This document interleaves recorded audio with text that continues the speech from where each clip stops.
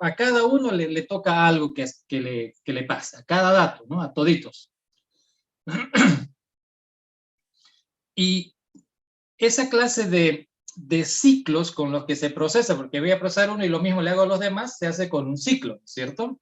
Con un ciclo. Paso a paso quiere decir que voy a agarrar de uno en uno, este puede ser ascendente o descendente, o sea, puedo ir de aquí 1, 1, 1, 1 hasta llegar al final, o puedo empezar de acá y de uno en uno llegar hasta el otro lado. O sea, no importa de qué lado comience, la idea es que a toditos los datos les va a tocar su proceso.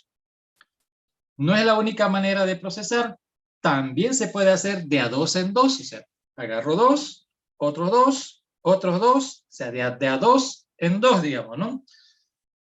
Como los que subieron al arca de Noé, ¿no? De a dos en dos.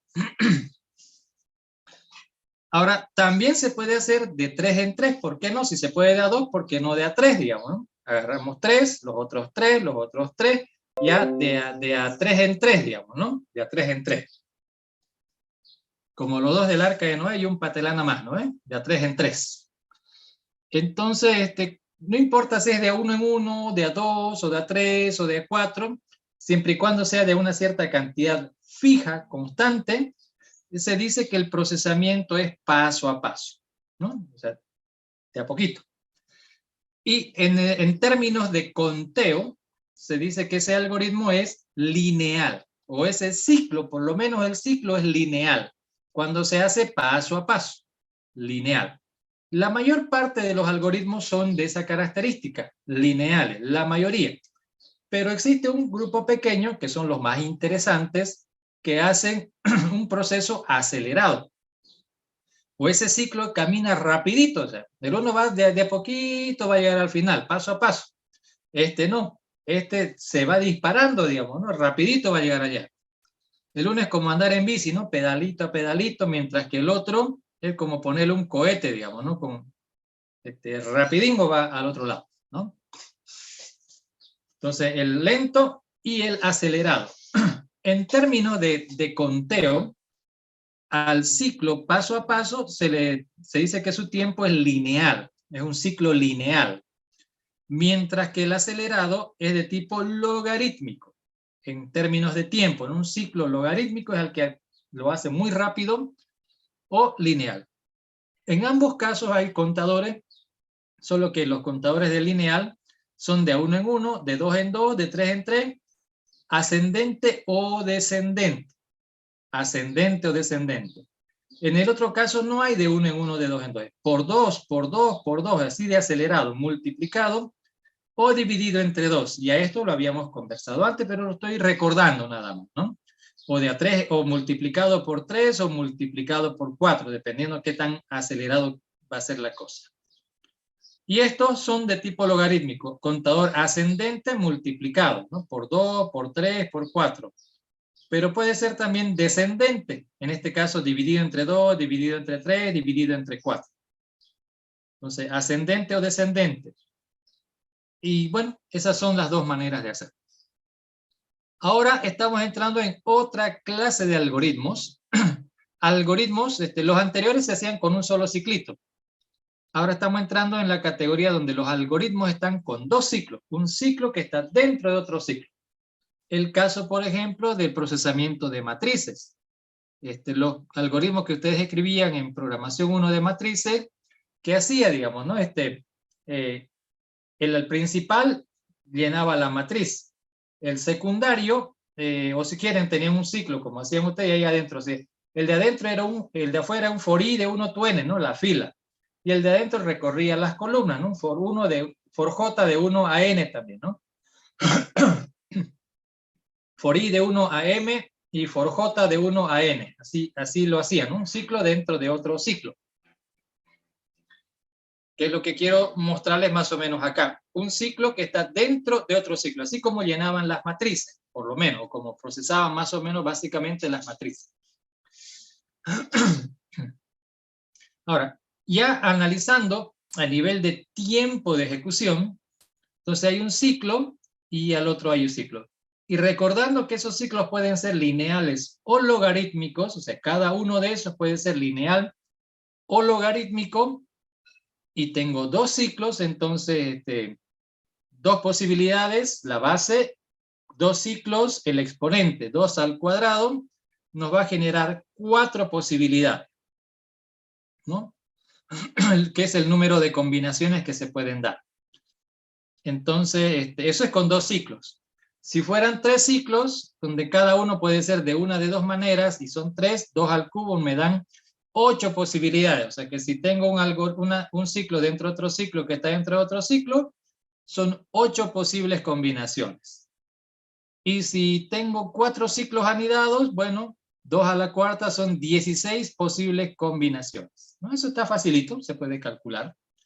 Pero veamos ahora cómo son el ciclo dentro de un ciclo, y que esto ya para ustedes queda de práctica, de tarea, ver cómo sería de 3 ciclos anidados, de 4 ciclos anidados, ¿no? Si aprendimos a hacer con 2, ya es de 3, de 4, y es lo mismo. Ahora bien, esas 4 combinaciones, ¿cuáles son? El ciclo externo es lineal y el interno también. Es lineal sobre lineal. Cuando mi algoritmo tiene un ciclo lineal sobre otro ciclo lineal, esa clase de algoritmos son cuadráticos. Están en la categoría de algoritmos cuadráticos. Son los que se vieron la semana anterior, ¿no? En las lecciones de la semana anterior está eso. Como ejemplo está el clásico burbujita o y el de selección, inserción, no me acuerdo, creo que hay de los 3 que se han hecho. Entonces ahí está, y justo como podrán recordar, hay un ciclo y ahí está dentro de otro ciclo, digamos, ¿no? Entonces, cuadrático. Los cuadráticos son de esas características, lineal sobre lineal. Y como dije, está en los videos y las lecciones de la semana anterior.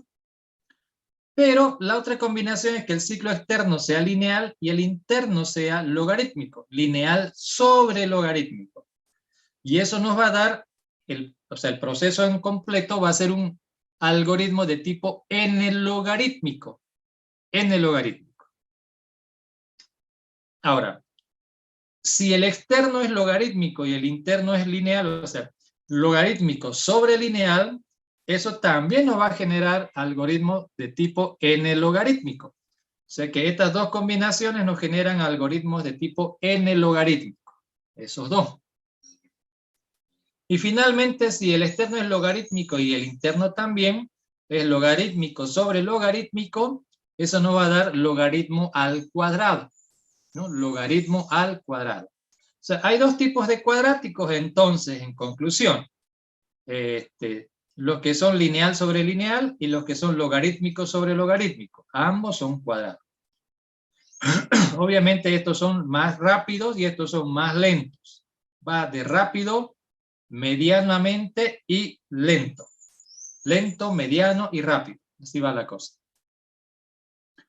¿Ok? En las lecciones de esta semana se analiza otra vez algoritmos de ordenamiento porque son algoritmos que ustedes ya conocen. Solamente ahora estamos calculándole el tiempo. En el video de esta semana está el Quicksort como ejemplo, y en Quicksort les adelanto, es un algoritmo que por fuera es logarítmico y el interno es lineal, el logarítmico sobre lineal. Consecuentemente, por eso está aquí, ¿no? Como n logarítmico. Y hoy día aquí en esta clase vamos a hacer un algoritmo de la otra forma, donde el externo sea lineal y el interno sea logarítmico, para recordar cómo se calcula el tiempo de esta clase de algoritmos. ¿Ok? Bueno, esto por un lado, ¿no? Entonces nos toca los n logarítmicos, que son de dos maneras van a venir estos n logarítmicos, para su tranquilidad de ustedes, digamos, ¿no? De dos maneras. Bien, recordando también otro par de cosas, ¿no? Que en algoritmo básico, así como hay lineal logarítmico, también recordar que se puede escribir iterativo o se puede escribir recursivo. Iterativo, recursivo. En iterativo ya saben cómo se comportan sus contadores, porque hay ciclos con contadores. Ahora en recursivo, ¿cómo lo reconozco? Porque esto no aplica para recursivo. Cuando son lineales, son los que aplican la hipótesis de tipo n-1. Los que aplican la hipótesis de tipo n-2 también. Los n-1 son como estos de uno en uno. y los n-2 son como estos de 2 en 2. Entonces, ambos son lineales. En recursivo, si el algoritmo utiliza la hipótesis de tipo n-medios, entonces ese es logarítmico. ¿Me entienden? Si el algoritmo, el ciclo que genera, utiliza hipótesis de tipo n-medios, ese algoritmo es de tipo logarítmico. Entonces, una pauta que también sirve, ¿no?, a la hora de empezar el trabajo. Ahora bien, esto de acá, ciclo dentro de ciclo, algo que ya tendríamos que estar empezando también a evolucionar en nuestro proceso de programación. Ya dejemos de escribir ese algoritmo, todo ese un quintal de código. Podemos reducirlo, hacerlo pedacito, y cada pedacito hacerlo en otro proceso. En la unidad 1 ya intentamos hacer eso, ¿no? Con las matrices sobre todo. Entonces, hago mi proceso acá, pero delego esta partecita a otro proceso, ¿no? Delegar. Entonces, esta clase de algoritmo de ciclo dentro de ciclo, lo vamos a poder escribir en un solo proceso, donde hay un ciclo y ahí adentro hay otro ciclo, ¿no? Tal como se ve acá. Pero la otra manera, la que yo creo que es mejor todavía, sería dos procesos. Hablamos de algoritmos hechos en dos procesos. Un proceso que tiene un ciclo y dentro de ese ciclo llama al otro proceso y ese otro proceso está resuelto en un ciclo. Entonces es como que tengo dos procesos ya separados, cada uno implica un ciclo, solo que uno de ellos llama al otro. Pero lo llama dentro del ciclo, si lo llama afuera, ya no es, digamos, ciclo dentro de ciclo, ya es ciclo ciclos aparte del otro, digamos, ¿no? Ya no es uno dentro del otro, ya no es anidado. Entonces, se puede hacer en uno solito, así como hacen en Programa 1, o como ya se debe hacer desde Programa 2. Dos procesos, digamos, ¿no? Dos procesos. El cálculo es casi lo mismo. No hay mucho drama con eso, es casi igual, digamos, ¿no? El cálculo. Entonces, ahora vamos a tomar como ejemplo un par de procesos. Yo estoy poniendo aquí un par de procesos genéricos. En el video de la semana hay un proceso en concreto que es Quicksort, como les dije, ¿no? Y Quicksort es logarítmico sobre lineal. Y he puesto este par de ejemplos genéricos porque me interesa que entiendan el concepto y a partir de ahí ya se cuentan las líneas, ¿no? Entonces, tal como está en el dibujito acá, es un ciclo, como lo ven, un ciclo, y dentro del ciclo llamo a otro proceso. Y este otro proceso está constituido a su vez por un ciclo, solo que no es un ciclo con while. Y aquí hago la combinación también. Un proceso iterativo y un proceso recursivo. Iterativo, recursivo. Este podría haber sido recursivo y este iterativo. Así es Quicksort. En Quicksort, este es recursivo y este otro es el iterativo. Aquí lo hice al revés, ¿no? Justamente, bueno, eso es por un lado. Por otro lado, este iterativo, bueno, está así, con un contador de 1 en 1, y este está de otra manera. Aquí, por ejemplo, miren, no estoy, con solo mirar el código, sin empezar a hacer cuentas, con solo observar de lo que estábamos hablando hace un ratito, me doy cuenta que aquí hay, está bien a la vista un ciclo, no importa en cuánto empieza, ni en cuánto termine, cómo anda su contador es la clave. Entonces este contadorcito, claro, ahorita digo no importa porque necesito saber nada más si es lineal o logarítmico, no hay más. Es el uno o del otro, nada más. A simple vista me doy cuenta que es lineal porque el contador que controla el ciclo es pues lineal. Se tiene este contador de 1 en 1. Y si fuera de 2 en 2, seguiría siendo lineal. Y si fuera de 3 en 3, seguiría siendo lineal, ¿no? Entonces este es un ciclo, el ciclo es lineal. El ciclo, ojo, no estoy hablando del algoritmo, solo del ciclo, ¿no? Es lineal por lo que se puede apreciar acá. Ahora, el otro aquí ya no lo veo, ¿no? No lo veo el ciclo, pero este es un proceso recursivo que está aplicando una hipótesis del tipo n-medios. Entonces, si es recursivo y está aplicando hipótesis n-medios, entonces este algoritmo, o el ciclo que genera este algoritmo, es de tipo logarítmico. Logarítmico. Mire, me he contado una sola línea de código y ya sé que este es logarítmico y ya sé que el ciclo es lineal. Digo el ciclo, ¿por qué no el algoritmo? Bueno, porque en este ciclo hay llamada a un proceso, a este de acá. Entonces es lineal sobre logarítmico. Lineal sobre logarítmico. Entonces el proceso ya es de tipo n logarítmico. O sea, el proceso P es logarítmico, pero el proceso Q ya es n logarítmico. Miren lo bueno de saber la parte conceptual. No conté una sola línea de código y ya sé cómo va a salir el resultado de esto. Y eso me sirve porque ya luego me pondré a contar y voy a contrastar el resultado, ¿no?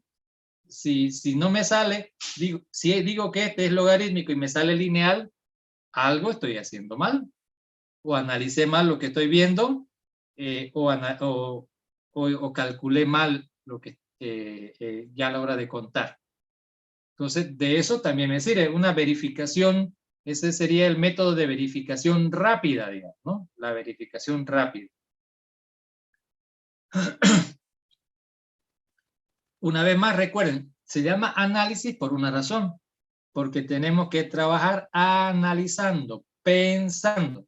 No es empezar a poner numeritos a lo loco, no es como decir al albañil, haga la barda, y ya empieza a hacer mezcla y ponga ladrillo sobre cemento. No es tan así. Va a tocar hacer eso, pero antes hay que analizar. Analizar. A eso me refiero a que en los exámenes veo que empiezan, suman, restan. No tienen idea de qué están calculando, pero se ve que están algo calculando. Como le dije, yo mirando sé que logarítmico, pero cuando están haciendo sus cuentas, sé que va a salir lineal por la forma en que están encarando el trabajo. Y eso es porque se lo aprendieron de memoria. Aprendieron de memoria un cálculo que hice por ahí y creen que es ese y lo calculan como ese. O sea, no están analizando. Los videos son un ejemplo, pero lo que estoy tratando de hacer en estas clases extra es explicarles, digamos, ¿no? Dónde hay que mirar, qué cosa hay que mirar, cómo hay que mirar y luego cómo hay que trabajar, cómo hay que calcular, ¿no? Bueno, ahora que tengo dos procesos, o podría haber hecho aquí y en lugar de P, todo el ciclo que genera esto, meterlo ahí, que sería el ciclo dentro de ciclo, ¿no?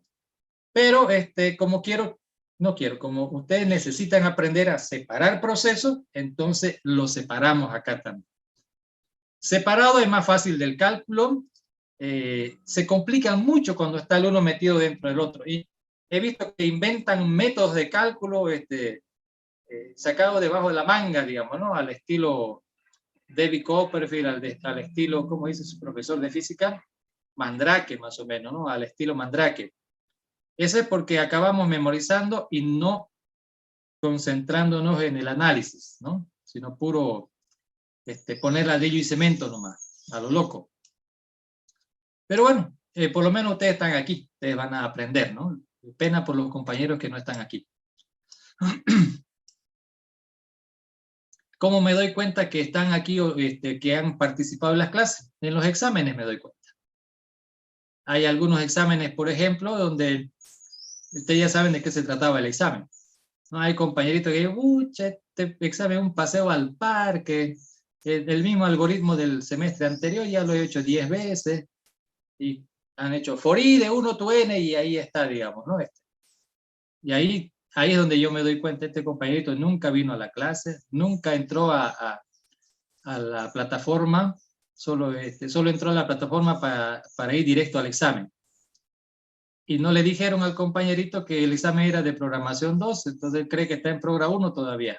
Y le tiró for i, ¿no? Como le dije, puro for. Ahí es donde yo me doy cuenta si están entrando a clase o no están, digamos. Si están viendo por lo menos la plataforma, ¿no? Por lo menos. Y ni fu ni fa, como dice, ¿no? Ni fu ni fa. Es cierto, el examen es facilingo, la cosa es que es otra técnica la que habría que aplicar, digamos, ¿no? No la de progra, peor la de intro, digamos, ¿no? Peor la de intro. Bueno, estamos acá, volviendo, ¿no? Ustedes están acá, entonces vamos a ver. Dos procesos y como como se planteó, digamos, ¿no? Porque este es lineal, este es logarítmico. Podría haber sido lineal, lineal, logarítmico, logarítmico, lineal, logarítmico, logarítmico, lineal. Las 4 combinaciones, ¿no? Las 4 combinaciones. La de Quicksort, ya les dije, este de acá es logarítmico y este otro de acá es lineal. Así está Quicksort. Y creo que lo hice este recursivo y el otro iterativo también, me parece. Ahora, este es el invertido, digamos, ¿no? Para practicar con 2 procesos. Podría hacer esto un ciclo y meterlo aquí también, digamos, ¿no? Pero no hay problema. El cálculo es similar, no es exactamente lo mismo, pero es similar. ¿Por dónde comenzamos? Aquí vamos a empezar por el proceso independiente, que es el algoritmo recursivo. Y uno como esto ya hemos analizado antes, ¿no? Justamente en la clase anterior que tuvimos en Zoom analizamos la búsqueda binaria, si mal no recuerdo, ¿no es cierto? Eso está en video, pero creo que hicimos aparte algo parecido a esto también, ¿no? Un algoritmo de tipo logarítmico. Entonces, recordando, a ver, ahora, ¿qué hacemos? El paso 1, ¿no? Establecer las ecuaciones de recurrencia. Digo establecer un sistema de ecuaciones, bueno, no es un sistema en realidad porque es una ecuación, en realidad es una función. Recuerden lo que escribimos en la función de tiempo. Igual a, esta es una función especial, es una función definida por secciones. Los algoritmos recursivos tienen siempre mínimo 2 partes, pueden tener 3 o más, pero mínimo tienen 2. Mientras que el iterativo mínimo tiene una. Podrían ser 2, pero por lo menos tiene una.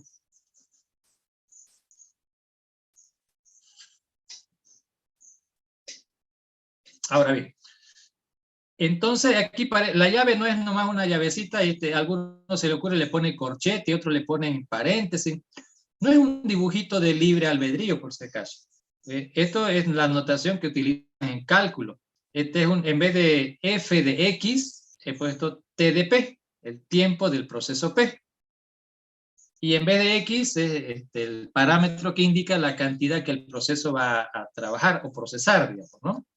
Así es como está. Igual a, en una función definida por secciones, ustedes le ponen paréntesis, y aquí la fórmula o la fórmula de una, de la otra, de la otra, de la otra, si fueran varias. Aquí son 2 secciones, ¿no? El primero es del caso base, cuando m sea 0, el parámetro, y este es para el resto, el caso general, ¿no? Para el resto de valores de m, para 1 en adelante, ¿no? Este es para el primer valor del dominio y el otro para el segundo en adelante. Ahora bien, ¿qué pongo aquí? Bueno, analizo esto en su caso base. El caso base es si m es 0. Entonces, si aquí este proceso recibe 0, compara, la comparación va a 1, ¿no? 0, mayor a 0, falso, aquí, y fin. Se acabó.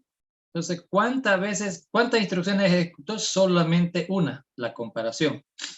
Ni una más. Y eso se anota acá, 1. Ahora, en el otro caso, el caso general, en el caso general, m vale más de 0. 1, 2, 10, 100, lo que quieran. Menos 0, digamos, porque el 0 ya está en el caso base. Entonces, recibe un valor, compara, la comparación cuenta, va una, luego llama al proceso con la mitad, ¿no? Y después de que haga su trabajo, aquí hace esta asignación, llega al final y se acabó. Solo ejecutó 2 instrucciones sencillas, y anotamos 2. Más, y aquí importante, el tiempo que tarda este proceso. Aquí está llamando al proceso, ¿no es cierto? Entonces aquí el tiempo que tarda el proceso. Ojo con esto, esta es la parte conceptual. ¿Por qué digo ojo? En el examen, en los exámenes de este tema, aquí me le ponen P. Y ahí estamos locos ya. Aquí es P, este es un proceso. Esto no es un proceso, este es función. Este proceso hace cosas, las funciones hacen cálculo, únicamente cálculos. Este es puro matemática. Este no es matemática, este es programación. Entonces, aquí por eso, el tiempo que tarda el proceso, el tiempo que tarda este proceso de acá con esta cantidad de datos. que resulta ser la mitad de lo que recibe el proceso inicial.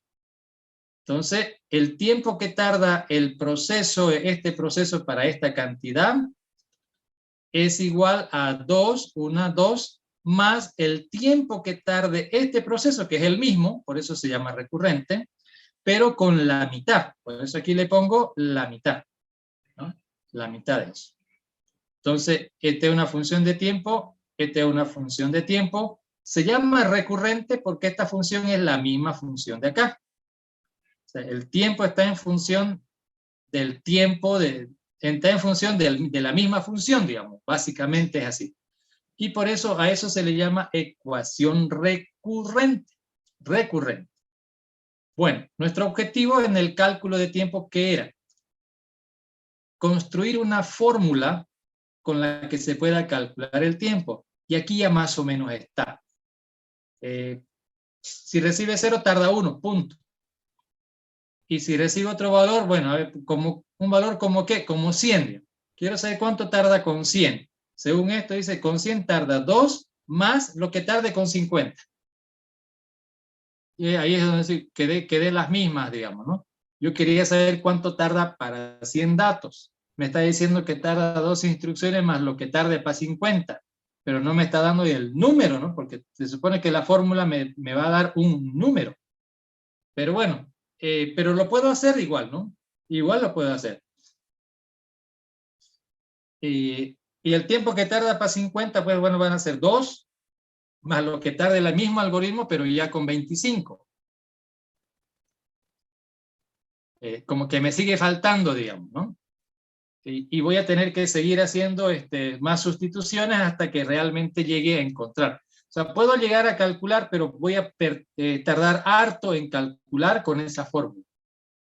Yo lo que queremos en realidad aquí es crear una fórmula para que el cálculo sea rápido, instantáneamente.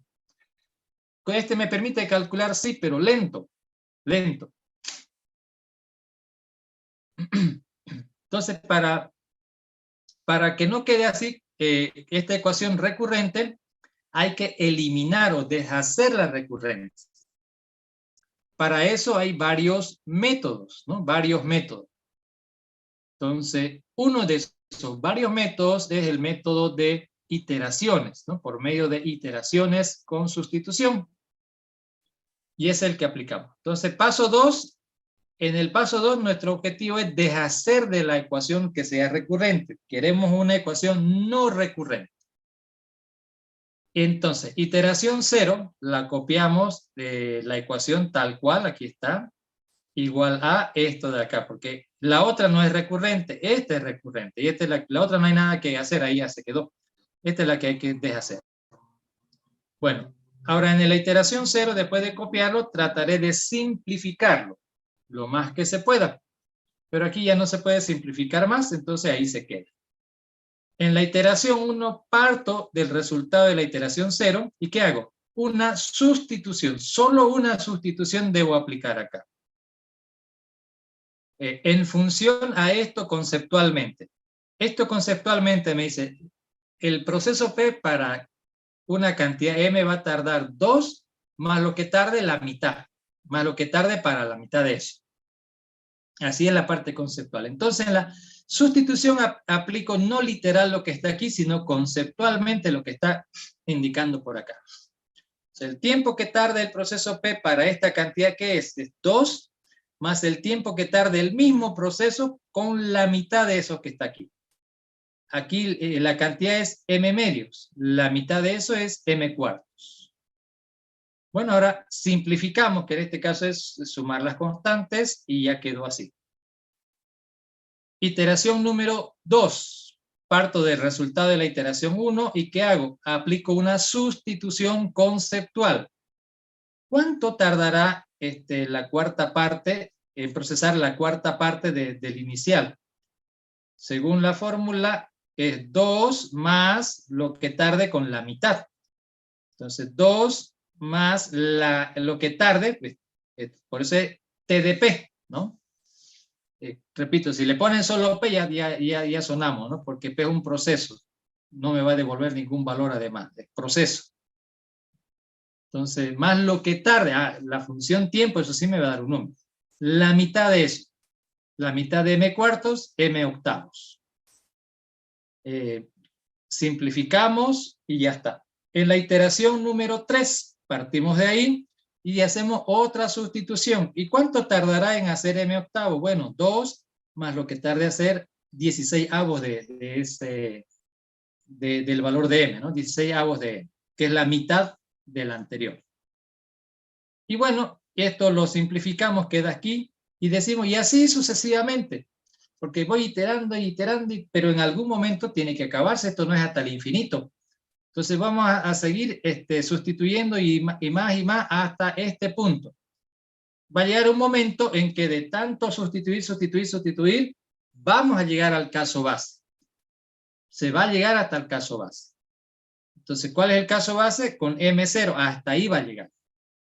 Comienza con un M, por ejemplo, por decir 48, la mitad es 24, la mitad es 12, no, 48, 24, 12, 6, 3, 1, y finalmente la mitad de 1 es 0, ¿no? 0. Entonces, no importa la cantidad con la que empiece, la mitad, al final, ¿puedo llegar a 0? Sí, al final acabo llegando a 0. Entonces, digo, y así sucesivamente, hasta que al final el tiempo del proceso P para M, fíjense que el lado izquierdo no lo toqué para nada, sigue manteniéndose igual. El derecho es el que va evolucionando, digamos, ¿no? En cada iteración. Pero observando, veo que en la iteración 0 hay un 2, en la iteración 1 hay un 4, aquí hay un 6, aquí hay un 8, o sea, siempre hay una constante. Le voy a llamar A esa constante, o sea, en todas las iteraciones va a aparecer una constante, en este punto le llamaré A. Más, y aquí está la llamada recurrente, el tiempo del proceso, más el tiempo del proceso, más el tiempo del proceso, y así. Entonces, más el tiempo del proceso. El parámetro es la clave aquí. Aquí estoy la mitad, y la última, esta en realidad es la última llamada, que va a tener que ser 0, que es el caso base. O sea, no importa dónde comience, con la mitad, voy a llegar a 0. Entonces, en la iésima iteración, el tiempo del proceso P con parámetro N es una constante más el tiempo de ese proceso en el caso base, que ya se sabe cuánto es 1. O sea, esto parece recurrente, pero no lo es, porque esta función de tiempo con ese parámetro me va a devolver 1. Bueno, y ya de este lado lo tengo, pero me falta la A. Y debo calcular la constante. La A es el valor en este punto de la iteración. En este punto. Entonces, aquí tengo la A en la iteración 0, la A en la iteración 1, en la 2 y así. Pero acá, no sé, digamos. Debo calcularlo. Pero antes de calcular la constante A, por eso hacemos el paso número 3, ¿no? El paso número 3. Este es el paso número 3. ¿Qué hacemos en el paso número 3? Voy a plantear una ecuación. ¿Por qué? Porque yo quiero saber, o sea, ¿qué es lo que queremos saber? Aquí es lo importante, ¿no? Porque como dije antes, no se trata de calcular por calcular, sino necesito calcular porque quiero saber algo. ¿Qué quiero saber? Inicialmente el valor de A, pero antes de averiguar el valor de A, lo que necesito saber es en cuántas iteraciones llego a este punto. ¿En cuántas iteraciones llego a este punto? Dado que hay puntos suspensivos, bueno, no sabemos, digamos. Y en general, pero quiero saberlo. ¿Y cómo lo averiguo? Bueno, para empezar voy a tomar de referencia los parámetros de la función de tiempo. No son los parámetros del proceso, es los parámetros de la función de tiempo. Ojo con eso. Y empiezo a mirar en la iteración 0, la iteración 1, la 2, la 3. Empiezo a observar. ¿Qué noto? Que lo que hay ahí es una letra M, que está de numerador. Aquí está igual, aquí está igual, aquí está igual. Entonces, aquí voy a crear una ecuación, les dije. Entonces, de entrada pinto igual, y algo va a ir a la izquierda, y algo irá a la derecha. Entonces, algo a la izquierda, ¿qué es lo que va a ir a la izquierda? Los parámetros de las llamadas, ¿no? A la función de tiempo. Y en forma genérica, que hay un m, del numerador es m. El denominador, si miro 2, 4, 8, 16, me doy cuenta que son potencias de 2.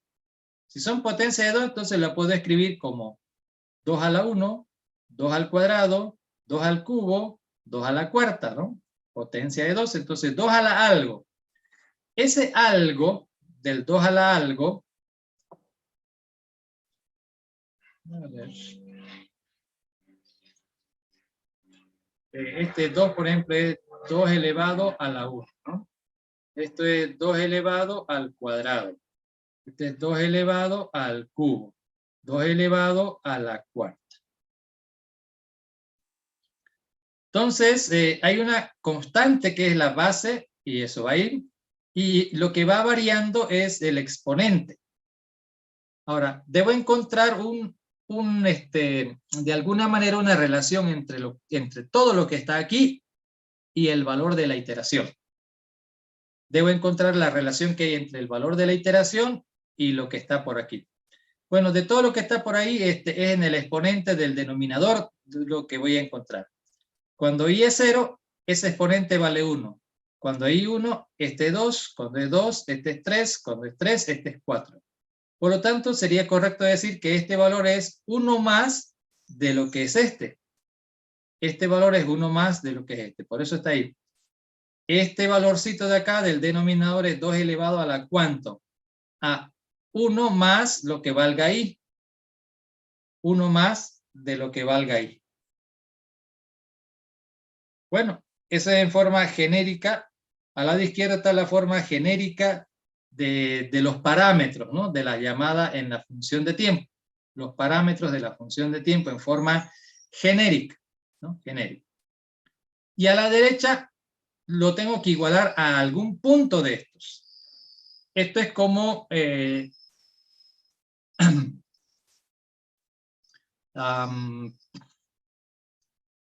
es como cuando tienen esta cosa de acá en matemática. Les voy a recordar un poquito de matemática.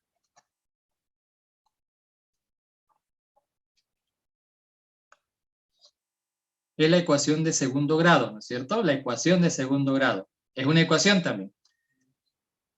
La clave aquí está en este 0, miren. 0 y aquí 0. Todos saben que la ecuación de segundo grado tiene una representación gráfica. Representación gráfica.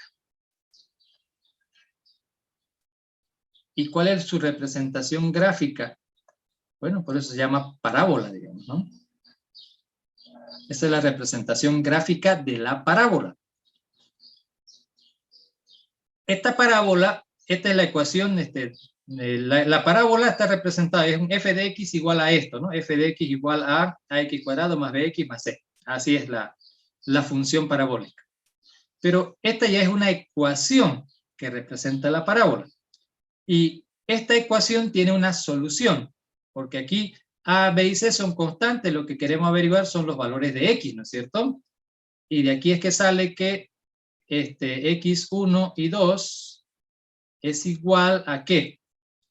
Y hay una formulita por acá, ¿no? Hay una formulita. Ahora, esta formulita, ¿qué nos está queriendo decir? ¿No? En resumen, digamos, ¿no? En resumen. En resumen, aquí vamos a encontrar el punto, no importa la fórmula, el punto es que aquí al final vamos a tener dos valores, x1 y x2. Y ustedes saben que representa x1 y x2. Es este valor de x, de este puntito, ese es x1, y el valor de x en este puntito exacto. Pero ¿por qué no es en este punto, digamos, no? ¿Por qué no es acá? ¿Por qué no es acá? ¿Por qué no es en otro lado? ¿Por qué? ¿Por qué justo ahí? Ajá, a la clave es este valor. Entonces, esta era la función de y igual a f de x, ¿no es cierto? Resumiendo, y igual, ¿qué es el f de x? Ax cuadrado más bx más c. Esa es. Y a esta y, ¿qué le hemos hecho? Le hemos vuelto cero, ¿no? De ahí es que viene ax cuadrado más bx más c, igual a 0. Y se ha vuelto 0. ¿Qué quiere decir entonces? Que los valores de x1 y x2 son 2, porque en una parábola no puede haber más de 2 puntos que intersecten con son los puntos donde se intersecta con el eje x, ¿no? En ese punto, y vale 0. Acuérdense que x es la coordenada horizontal y es la coordenada vertical. Esta es la vertical. Justo aquí y aquí es donde y vale 0. Más arribita y vale un valor positivo, más abajito y es negativo, ¿no? De aquí para abajo negativo, de acá para arriba positivo. Aquí es un valor, en este punto y es 0. Entonces al igualar esta ecuación a 0, y por eso la fórmula nos va a conducir a los valores de x donde y se hace 0. Son los valores de x en el punto donde y se hace 0, y por eso son 2. A veces sale 1, claro. Si esta curva la eleva más arribita, va a intersectar en un solo punto, que es donde las dos raíces son 0. Y si lo elevan un poquito más, el resultado está dentro de los números imaginarios. O sea, en la realidad no intersecta con el eje X, en la imaginación sí, digamos, ¿no? Más o menos algo así. Supongo que su profe de cálculo se lo ha explicado mejor este tema. Pero al punto que voy, ¿por qué estoy igualando esto? Esta es una ecuación del tipo y igual a f de x, igualito que acá. Pero quiero en un punto específico, quiero ese valor en un punto específico. ¿En dónde? Donde y se hace 0. Ahora, y yo aquí donde quiero, no es donde y se haga 0, no, no. En este lugar, quiero eso en este lugar, donde, ¿qué es esto de acá? Son los parámetros de la función, en forma genérica. Y yo quiero saber ese valor en este punto exacto, en este de acá, donde el parámetro es 0, ¿no? De ahí sale la cosa. Quiero en este punto donde el parámetro es 0. Entonces, no siempre van a poner 0, porque, ¿y cuál es este 0? ¿Dónde salió? Del caso base, a su vez, ¿no? De ahí salió esto, y esto lo vengo a poner acá. Ahora, a partir de aquí, ya puedo, ¿qué es lo que quiero hacer? Primero, planteo la ecuación porque quiero despejar y. Aquí se plantea la ecuación para despejar x. Aquí, porque aquí puedo despejar a, despejar b, despejar c y también x, ¿no es cierto? Aquí puedo despejar m o puedo despejar y, pero es y el que queremos despejar acá. Entonces ya tengo la ecuación, ya saben de dónde se construye la ecuación, y hay que despejar. Ahora, tengo un lío acá. Para despejar esto está como denominador, lo tengo que pasar al numerador. Si lo paso acá, va a multiplicar por 0, y cuando lo multiplique por 0, 0 es absorbente, me va a quedar m igual a 0. No me sirve para nada porque yo quería saber cuánto vale y, quiero despejar y. Entonces, al hacerlo así, no me sirve. Entonces, a partir de aquí tengo que utilizar algún artificio matemático, ¿no? Para poder, porque necesito saber el valor de y en ese punto. Como dije, quiero saber en cuántas iteraciones llego acá. Eso es, quiero saber el valor de y. Y bueno, ahora aquí ya pueden usar diferentes artilugios matemáticos para poder despejar la variable y. El más evidente sería pasar de denominador a numerador, pero el 0 lo absorbe y me estorba. Puedo hacer otros artilugios, puedo decir este 0 de dónde sale, como de 1 menos 1, luego lo separo y así, pero si intentan por ahí van a dar vueltas en círculos nomás. No van a lograr a lo mucho, en esa vuelta de círculo van a acabar construyendo una ecuación recurrente. Claro, construyen la ecuación recurrente, aplican este método para resolver la ecuación recurrente que han planteado acá. Como le digo, es más vueltero, digamos. Otro método consiste en que, bueno, por acá no puedo, pero y si doy un paso para atrás, se supone que aquí empecé y este es el último paso. Entonces, ¿qué tal si quiero saber el valor de i acá, en este punto, digamos? No aquí, sino aquí. Total, a la izquierda de esta ecuación es lo mismo, tiempo del proceso P para M. Solo que ahí en este punto, esto es otra constante, no puede ser la misma, por eso uso otra letra acá. Aquí era A, ahora le voy a llamar B, o C, o lo que quieran, digamos, ¿no? Una constante, pero es constante, más el tiempo del proceso, ¿no? Aquí en este punto. Entonces, borro esta ecuación y me construyo otra. El lado izquierdo ya lo tenía, ¿no? El lado izquierdo no tiene por qué cambiar porque son los parámetros en forma genérica al lado izquierdo. Y a la derecha es el valor que está ahí, el que pongo ahí. O sea, quiero saber en qué lugar, en qué punto quiero hacer esto. Bueno, entonces, esto va a ir acá.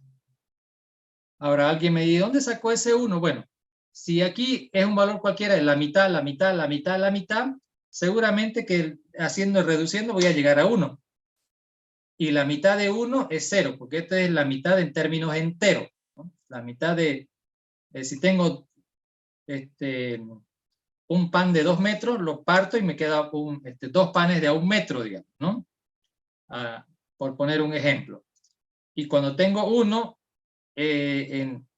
aquí ya no hay decimales en esto, ¿no? No puedo tener medio y medio. Entonces, aquí es números enteros. La mitad de 1 va a ser 0. La mitad de 3 va a ser 1. La mitad de 5 es 2. En términos enteros. Ojo con eso. Entonces, antes del 0 tuvo que haber sido 1 porque solo la mitad del 1 va a ser 0. No puede ser 2 porque la mitad del 2 es 1. No puede ser 3 porque la mitad de 3 es 1. No puede ser 4 porque la mitad de 4 es 2. Y si voy buscando un número más grande, su mitad siempre va a ser cada vez más grande. Entonces, el único que me queda es que esto tiene que ser 1 porque la mitad del 1 es que es 0. O sea, de aquí para acá. Por eso sé que aquí es 1, ¿no? Es 1. O lo otro, este es el caso base, este sería el siguiente valor del caso base. El siguiente valor del caso base. De cualquiera de esos dos lados van a saber que este es 1. ¿Ok? Entonces ya tengo mi ecuación igualada a 1. ¿En qué me beneficia ahora igualar a 1? Bueno, ya tengo fácil la cosa. Esto que está en el denominador lo paso a multiplicar por 1 y me queda así. Ahora, todo esto lo pongo a la izquierda, el otro lo cambio de lugar porque al final, como es igualdad, la propiedad conmutativa me permite cambiar todo de un lado al otro y hasta acá. ¿Y para qué hice eso? Porque al lado izquierdo necesito la variable que quiero despejar, que es i. Pero eso está como exponente. ¿Cómo lo bajo? Una de las propiedades de los logaritmos es la que me permite bajar el exponente. Por eso aplico logaritmo. ¿Por qué en base 2? Porque la base de la potencia aquí es 2. Por eso en base 2. Bueno, ahora ¿qué hago? Aplico propiedad de los logaritmos, ¿no? El numerador baja a multiplicar, ¿no? A multiplicar a todo el logaritmo. Ya quedó el logaritmo de 2 en base 2 y acá no cambió nada. Y acá aprovecho la base, ¿no? Por eso hicimos en base 2, esto se simplifica a 1, quedándonos solamente este término, i más 1. Ahora de aquí despejo finalmente i y ya tengo logaritmo de m menos 1, ¿no es cierto? Ya sé. Esta es la cantidad de iteraciones que va a suceder hasta que llegue a este punto, ¿no? Es en este punto la cantidad de iteraciones en este punto. Bueno, ya tengo i en términos de m. Ya puedo calcular la cantidad de iteraciones que está en función de la cantidad de datos. De la cantidad de datos.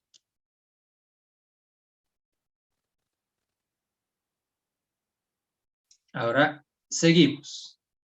Eso es como algo intermedio. Necesitaba calcular esta constante, pero en realidad necesito ahora esta, porque la ecuación está en base a esta. ¿Qué hago aquí? Una tablita. En esta tablita ponemos la variable i, que es la iteración, ¿no?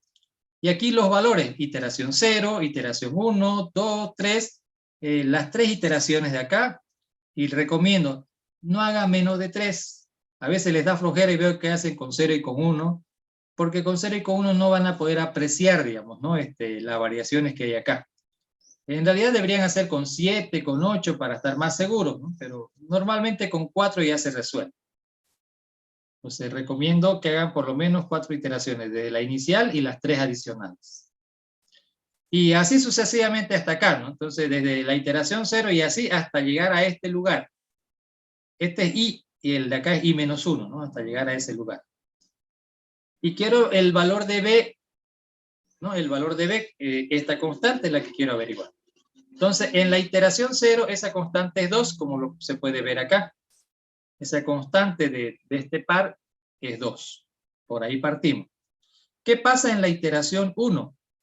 En la iteración 1, ese 2 se altera y se modifica porque se le agrega un 2, ¿no? Más este 2 que sale de esta sustitución, y ya se hace 4 para el final de la iteración. Entonces, en la iteración 1, ¿qué pasa? Los 2 que estaba inicialmente más 2, ¿no? Los 2 de acá. ¿Qué pasa en la iteración 2? La iteración 2 le agrega otro 2, ¿no? Le suma otro 2. Entonces, en esta iteración, otro 2. ¿Qué pasa en la iteración 3? La iteración 3 le agrega otro 2. Y ahora le agrega, ¿no? Por eso más, le agrega. Y empiezo a mirar, en cada iteración siempre le agrega 2. Entonces, deduzco de que en esta última iteración también le va a agregar 2. ¿Por qué? Porque todas las iteraciones le agregan 2. Entonces, en esta iteración también se le va a agregar 2. ¿Okay? Para comprobar nada más esto, aquí veo, el valor de B en la iteración 0 es 2. El valor de B en la iteración 0 es 2. ¿Y cuánto vale en la iteración 1? Como ven aquí, en la iteración 1 es 4. 2 más 2, 4. En la iteración 2, aquí en la iteración 2, la constante es 6. Ese 6 sale de 2 más 2 más 2 hasta acá. En la iteración 3 es 8, ¿no? Como se ve, 2 más 2 más 2. O sea, en la sumatoria hasta ese punto, ese es el valor de B. Hasta el punto donde yo quiera, ¿no? Bueno, entonces, el valor de B en este punto, en este lugar, aquí, va a ser esa sumatoria hasta llegar ahí. Pero aquí hay puntos suspensivos, ojo, ¿no? Pero por suerte, los valores que estoy sumando son constantes. 2 más 2 más 2 más 2. ¿Cuántas veces? Y ahí es donde viene el concepto, ¿no? La multiplicación es una suma abreviada, ¿no? A por B significa B más B más B a veces, ¿no es cierto? Eso es A por B. Entonces aquí este más esto. ¿Cuántas veces? Y aquí puedo ver una vez, 2 veces, 3 veces, y menos un veces. Pero hay una más aquí, con estas son y veces. Entonces, el 2, este 2 se repite y veces. Y ya tengo, B es 2, el 2 y veces, o 2 por i. Ahora, esto está en términos del número de iteraciones.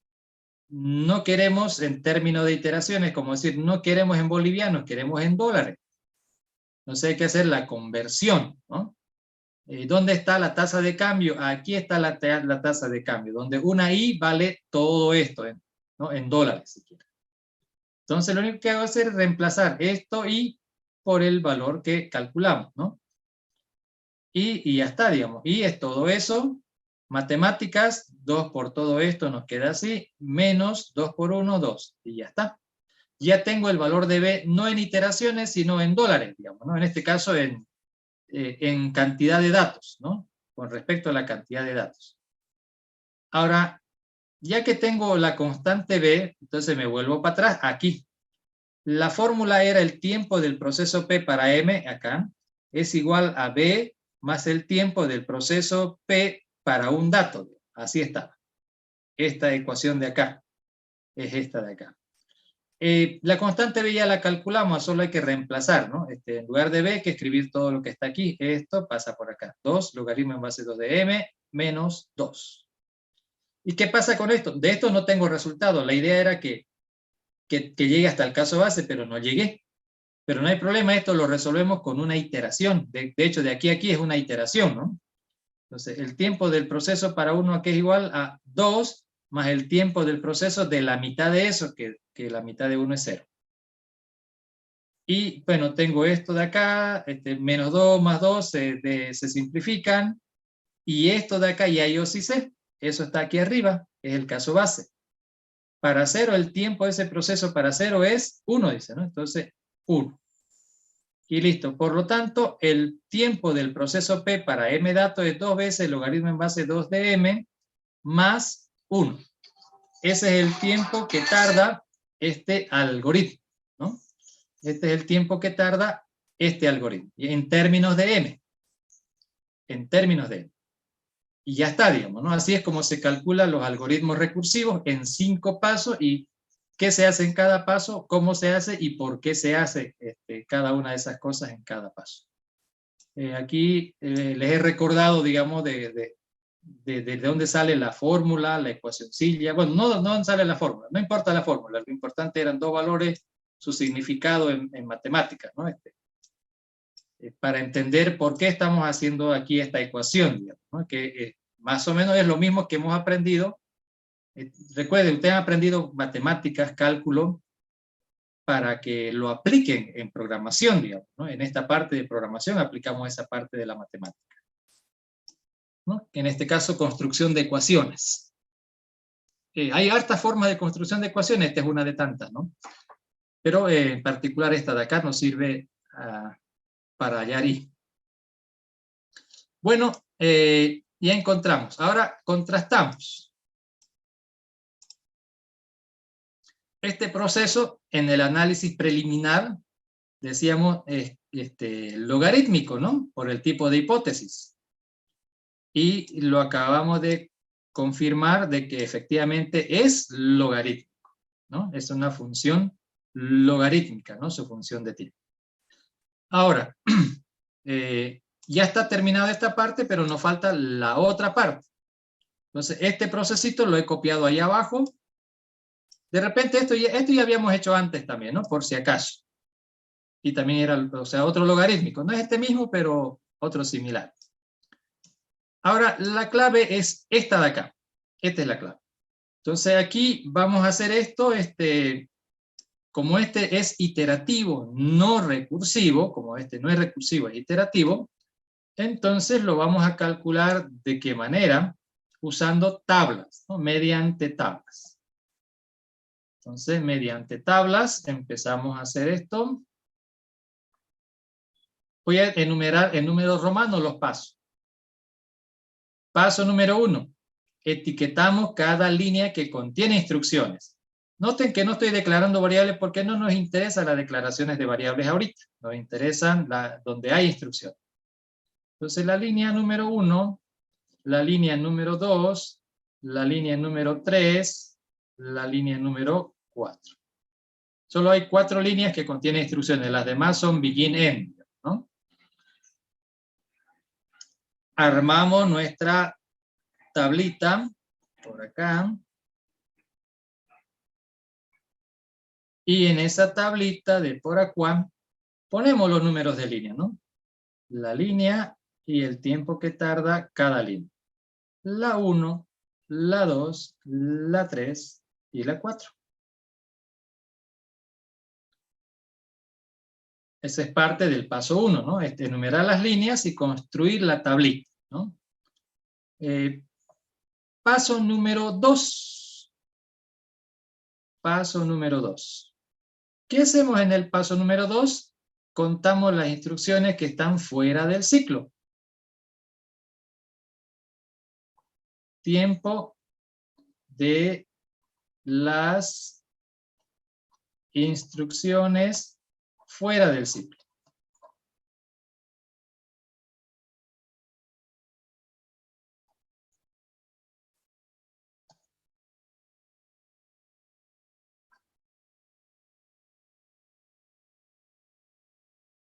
¿Ok? Ahorita está en modo facilito, solo hay una que es la línea 1. Y eso hacemos. Esta instrucción se hace una sola vez, ¿no? Para eso hacemos una prueba de escritorio, ¿no? No importa lo que valga n, le pone 1, va a dar unas cuantas vueltitas hasta que se acabe, se sale, fin. Esto de acá se hace una sola vez y lo pintamos acá. Eso se hace una sola vez. Ya está. paso número 3. ¿Qué hacemos en el paso 3? Aquí lo vamos a pintar, ¿no? Paso número 3. En el paso número 3, lo que vamos a hacer es calcular, en todo caso, vamos a calcular el TDN de las instrucciones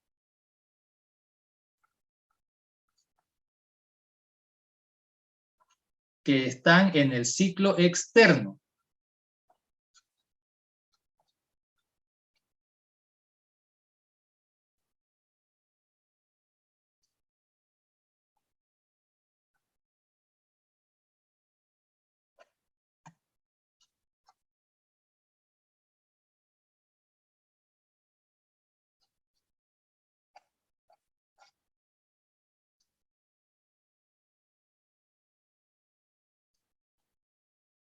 Bueno, entonces el paso número 3 es calcular las instrucciones que están en el ciclo externo de acá, de esta cuestión, ¿no? Entonces, eso lo voy a hacer aquí. ¿Cómo se hace esto del paso número 3, digamos, no?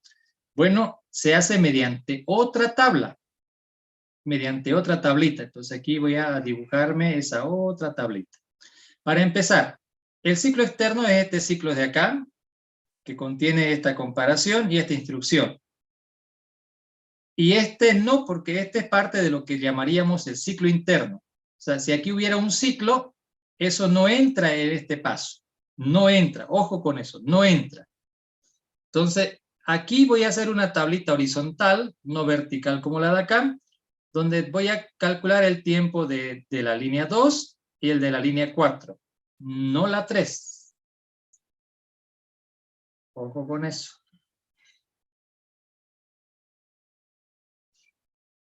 Eso quiere decir que aquí voy a calcular el tiempo de la línea 2 por medio de esta tablita y el tiempo de la línea número 3. Perdón, no 3, la 4, ¿no? La 3 es la que no voy a calcular aquí. Lo mismo, si en lugar de proceso hubiera un ciclo, todo ese ciclo no se calcula aquí, en esta tabla. Ahora, hay solo dos, si hubiera más, entonces aquí pondríamos las demás, pero ahorita aquí hay solo dos, la 3, perdón, la 2 y la 4. Ahora, en esta tablita, que va aquí y que va acá. Esta tablita, en todo caso, este ciclo depende de la variable n, ¿no es cierto? N. Y n es la variable de recursión, bueno, la variable que representa la cantidad de datos. N. Les voy a recordar esa n, ¿no? Para que no lo tomen como literal, no es la que se llame n, no importa lo que haga, ¿no? Es la n que representa, esa n es la que representa la cantidad de datos.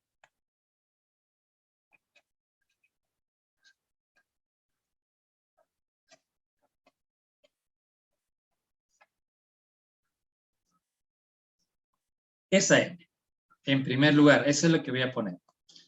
Lo siguiente, aquí, como título de las columnas, voy a poner los valores que podría tomar n.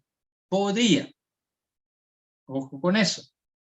Entonces, ahora, esos valores, esto es analizando, ¿no? No es, dependiendo de los valores que pongan aquí, su cálculo puede ser sencillo o puede ser torturador, ¿no? Caso que empiezan a renegar y lo botan y demás. No tienen que hacer eso, por eso hay que analizar, como dije. No es nomás poner ladrillo y cemento, antes de eso hay que ver cómo se va a hacer la cuestión. Este ciclo, el ciclo externo, que depende de n, primero voy a ver cómo es ese ciclo. Puede ser lineal o logarítmico, para empezar. Obviamente, por lo que vimos antes, este ciclo es lineal. Ya está resuelto una parte. ¿Qué clase de lineal? Porque puede ser de 1 en 1, de 2 en 2, de 3 en 3, de 4 en 4 y así, digamos. Lo más normal es de 1 en 1 o de 2 en 2. Raro de 3 en 3, de 4 en 4, súper raro, de 5 ya sería como para examen, para tumbarlo, digamos, ¿no? algo así. Este es un sencillito, un contadorcillo de 1 en 1. Entonces, como este es un contadorcito de 1 en 1, entonces aquí voy a poner valores de prueba donde voy comenzando con la cantidad mínima de procesamiento que tendría que ser un dato. Si quieren pueden comenzar con 0, ¿no? Con 0 datos, pero no tiene chiste. Entonces digo, voy a probar con un dato. Y voy a probar con 2, voy a probar con 3, voy a probar con 4. Y así sucesivamente. Entonces, como este es un lineal de 1 en 1, entonces aquí, lo de acá no va aquí, ¿no? Ojo con eso, tengan cuidado. Simplemente estoy diciendo que es lineal y es de 1 en 1. Entonces aquí, esta es la variable i la que tiene ese comportamiento y esta es otra variable. Entonces la variable con la que voy a hacer estas pruebas, voy a ir haciéndolas, voy a hacer varias pruebas y cada prueba va a ser aumentándole un dato más. O sea, 1 con un dato, con 2 datos, con 3 datos, con 4 y así sucesivamente hasta llegar a n datos. Aquí esta n es variable y esta n es cantidad, ¿no? Para que vayamos asociando. Variable, cantidad. La variable n con un dato, con 2 datos, con 3 datos, con 4 datos, en genérico con n datos. Y voy a hacer una prueba con cada uno de ellos. Ojo con esto también, ¿no?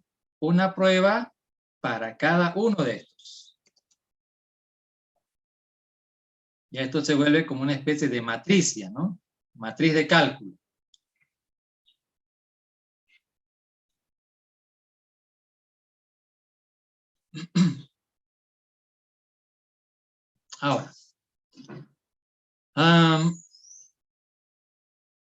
Ahora, si este contador fuera de 2 en 2, o sea, perdón, si fuera, qué sé yo, i igual a n, y aquí mientras i sea mayor a 0, por ejemplo, y aquí hago i menos menos, un contador descendente. ¿Por qué es contador descendente? ¿Qué voy a hacer aquí al revés también? No.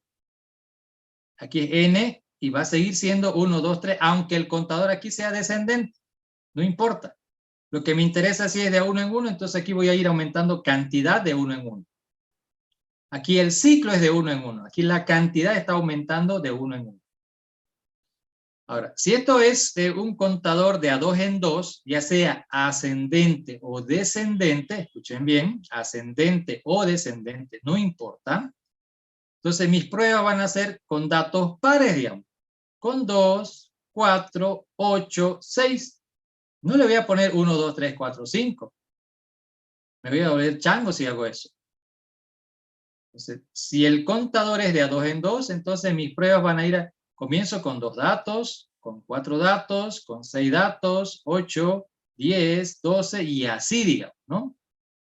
Y ya más adelantecito ya van a ir viendo si les conviene par o impar. O sea, puede ser 1, 3, 5, 7, 9, 11 y así. O puede ser 2, 4, 6, 8, 10. Ya luego eso ya lo van a ir descubriendo ustedes. Pero la forma del ciclo ya me va diciendo cómo voy a hacer mis cálculos, ¿no? Con esta tabla. Esta tabla se llama tabla de conteo por deducción, ¿no? Tabla de conteo por deducción. Así se llama esta tablita. Entonces, ya que lo armé, y importante con qué cosas pongo acá arriba, ¿no? Ya le dije, contador de 1 en 1, entonces voy aumentando las cantidades de 1 en 1. Contador de a 2 en 2, aquí voy comenzando en un valor y voy haciendo de a 2 en 2 también. Ahora, si el contador es acelerado por 2 o dividido entre 2, aquí también hago, ¿no? Aquí es 1, 2, 4, 8, 16, 32, 64 y así sucesivamente. Entonces, dependiendo de la forma del ciclo para ver con qué pruebo. No es 1, 2, 3, 4 para todito, forever, digamos. No, no. Lo hacen así y se van a torturar ustedes solitos. Entonces, ya está definido el zoom. Y tampoco es para matarse, digamos, para este. O es de 1 en 1, o es de 2 en 2, o es del doble en doble. Tampoco hay, pucha, que hay un montón, digamos, ¿no? Solo tengo que deducirlo y solo hay que mirar nada más. Por eso se llama, repito, análisis. Bueno, ya que puse mis valores de prueba, ahora empiezo a llenar esta tablita. ¿Cómo la voy a llenar? De la siguiente manera. Digo, y aquí es donde aplico esto de acá, digo, what if, ¿no? En español lo hacemos así. Pero esto es inglés, ¿no?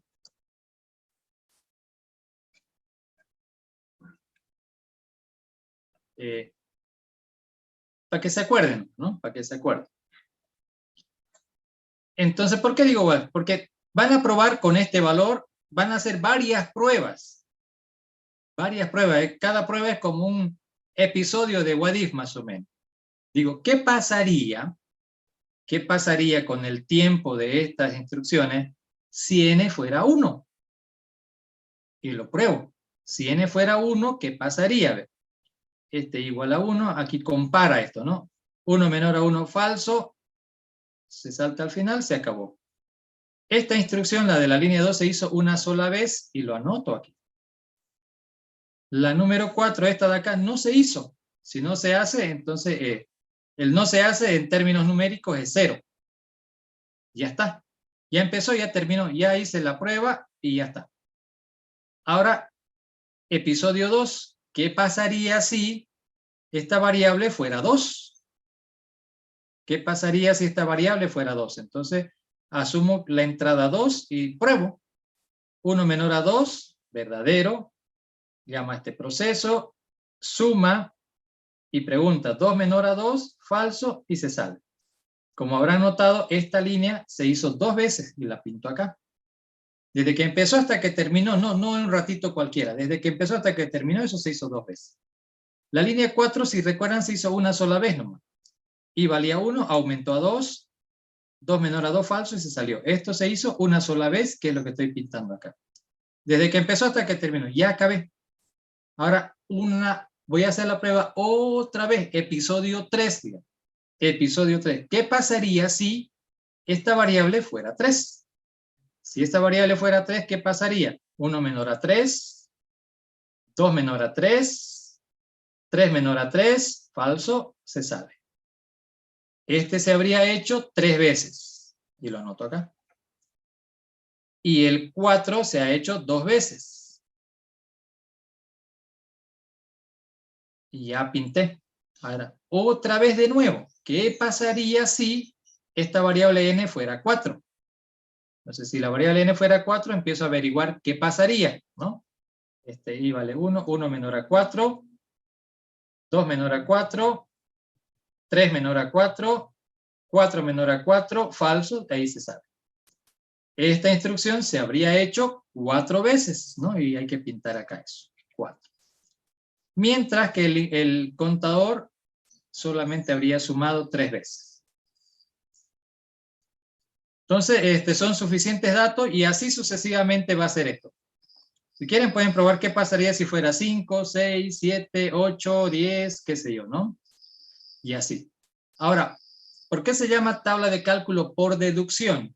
Porque lo que yo necesito es saber qué pasaría con este algoritmo cuando n valga no 1, no 2, ni 3, ni 4, cuando n valga lo que tenga que valer, digamos, ¿no? Y aquí yo digo cuando n valga este valor, un n cualquiera. ¿Y qué pasaría? Bueno, podría ser aquí, a ver, 1, 2, 3, pero como este n no tengo un valor fijo, no me va a ayudar. Entonces lo hago aquí. Cuando n vale 1, esa línea se hace una vez. Cuando n vale 2, 2 veces. Cuando n vale 3, 3 veces. Cuando n vale 4, 4 veces. Entonces puedo deducir que cuando esta variable tenga este valor de aquí, esta línea se va a hacer la misma cantidad que el valor de n. O sea que la línea 2 se va a ejecutar n veces. Por deducción estoy sacando, ¿no? Por deducción. Y con la línea 4, ¿qué acontece? Lo mismo más o menos. Cuando n vale 1, este es 0. Cuando es 2, este es 1. Cuando es 3, este es 2. Cuando es 4, este es 3. En todo caso, esto vale 1 menos de lo que vale esto. Entonces, para un n, la línea 4 ejecuta 1 menos que n. 1 menos que n. Y ya está. Ya terminé esa tabla, esos datos los voy a trasladar ahora a la tabla de cálculo. Entonces la línea 2, según está ahí, tarda n. Ahora alguien me dice, ¿por qué n mayúscula, minúscula? Es que esta n es la variable y este es el valor. Pero aquí en mi tabla tengo que ver la variable esta, ¿no? Esta es la que estoy poniendo aquí. Lo que valga, lo que contenga esa variable es la que voy a aplicar aquí. Eso es lo que está queriendo decir acá, ¿no? Lo que contenga esta variable, ese valor es el que voy a tomar aquí. Por eso es que este es variable. Ahora, la 4, copio esta formulita. N menos 1. Ya está. Listo, ya está hecho eso, ¿no? Ahora, paso número 4.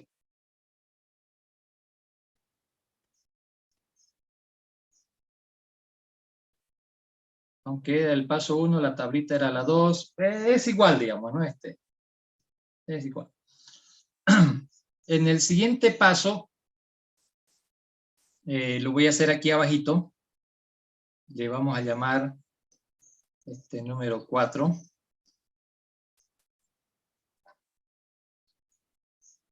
Ahora aquí voy a hacer una tabla. Necesito el tiempo, el TDN,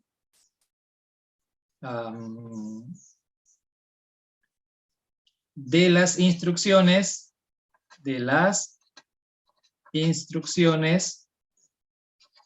del ciclo interno.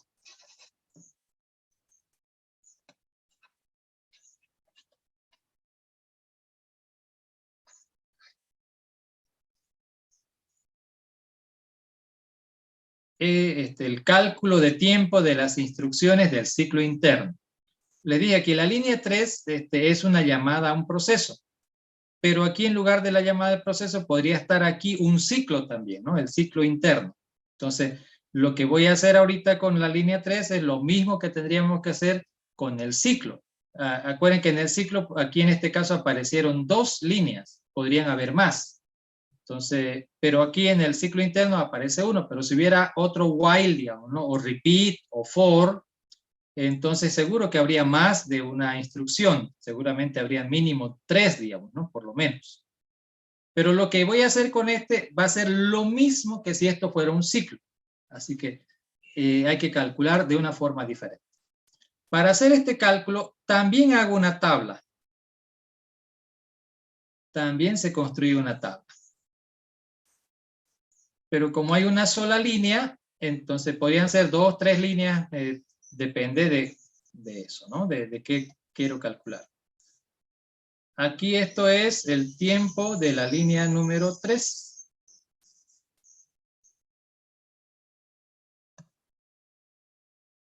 Ok. Para el cálculo de las instrucciones del ciclo interno, este era el externo, el ciclo que está afuera, y este es el ciclo que está dentro de ese ciclo. Entonces, ¿qué procede? En primer lugar, ¿se acuerdan aquí? ¿Qué anotaba aquí para hacer esta tabla de cálculo? La variable que representa la cantidad de datos. Ahora aquí voy a poner otra variable. En este caso, la variable i. ¿Tiene que ser i? No. Eso depende. Digamos. ¿Qué variable pongo aquí? La variable que controla el ciclo. Esta es la variable que controla el ciclo. El contador, si quieren, del ciclo. Si les parece más fácil.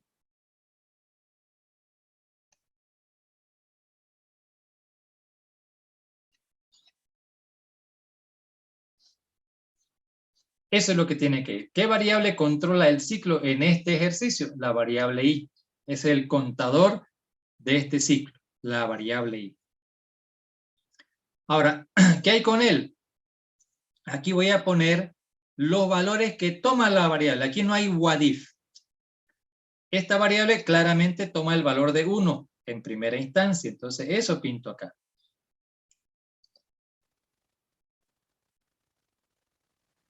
1. Y como el contador va de 1 en 1, entonces el siguiente valor de i va a ser 2, ¿no es cierto? El siguiente va a ser 3 y así sucesivamente. ¿Hasta dónde va a llegar? Comienza en 1, se va a hacer 2, luego 3, luego en 4, va a ir de 1 en 1, ¿verdad? Porque así dice esto. Si fuera de 2 en 2, entonces sería 1, 3, 5, 7. Y si fuera por 2 sería 1, 2, 4, 8, 16. Así de simple. Entonces, ahora, estos no son valores de prueba, como los de acá. Entonces, estos son los valores de ahí, los que va a tomar. Y voy a hacer una sola prueba. Aquí dice hartas pruebas. Acá hago una solita. Aquí hartas, aquí uno, ¿no? Por eso que la forma de la tabla es parecida, pero no es lo mismo. Y no estoy calculando de la misma manera. Este es para los ciclos internos. El externo, algunos lo he visto haciendo esto para el externo. Y ya se imaginarán lo raro que se ve, digamos, ¿no? Sigamos. Los valores. Y veo, como dije, empieza en 1 y va a ir de 1 en 1, 1, 2, 3, 4, va a ir de 1 en 1. ¿Hasta dónde va a llegar? Este va a llegar hasta ser n-1 y da verdadero. Me interesa hasta dónde llega para ejecutar esta, que es la que quiero calcular. La última vez que va a entrar aquí es cuando i sea 1 menos que n, porque va yendo de 1 en 1, ¿no es cierto? Por eso.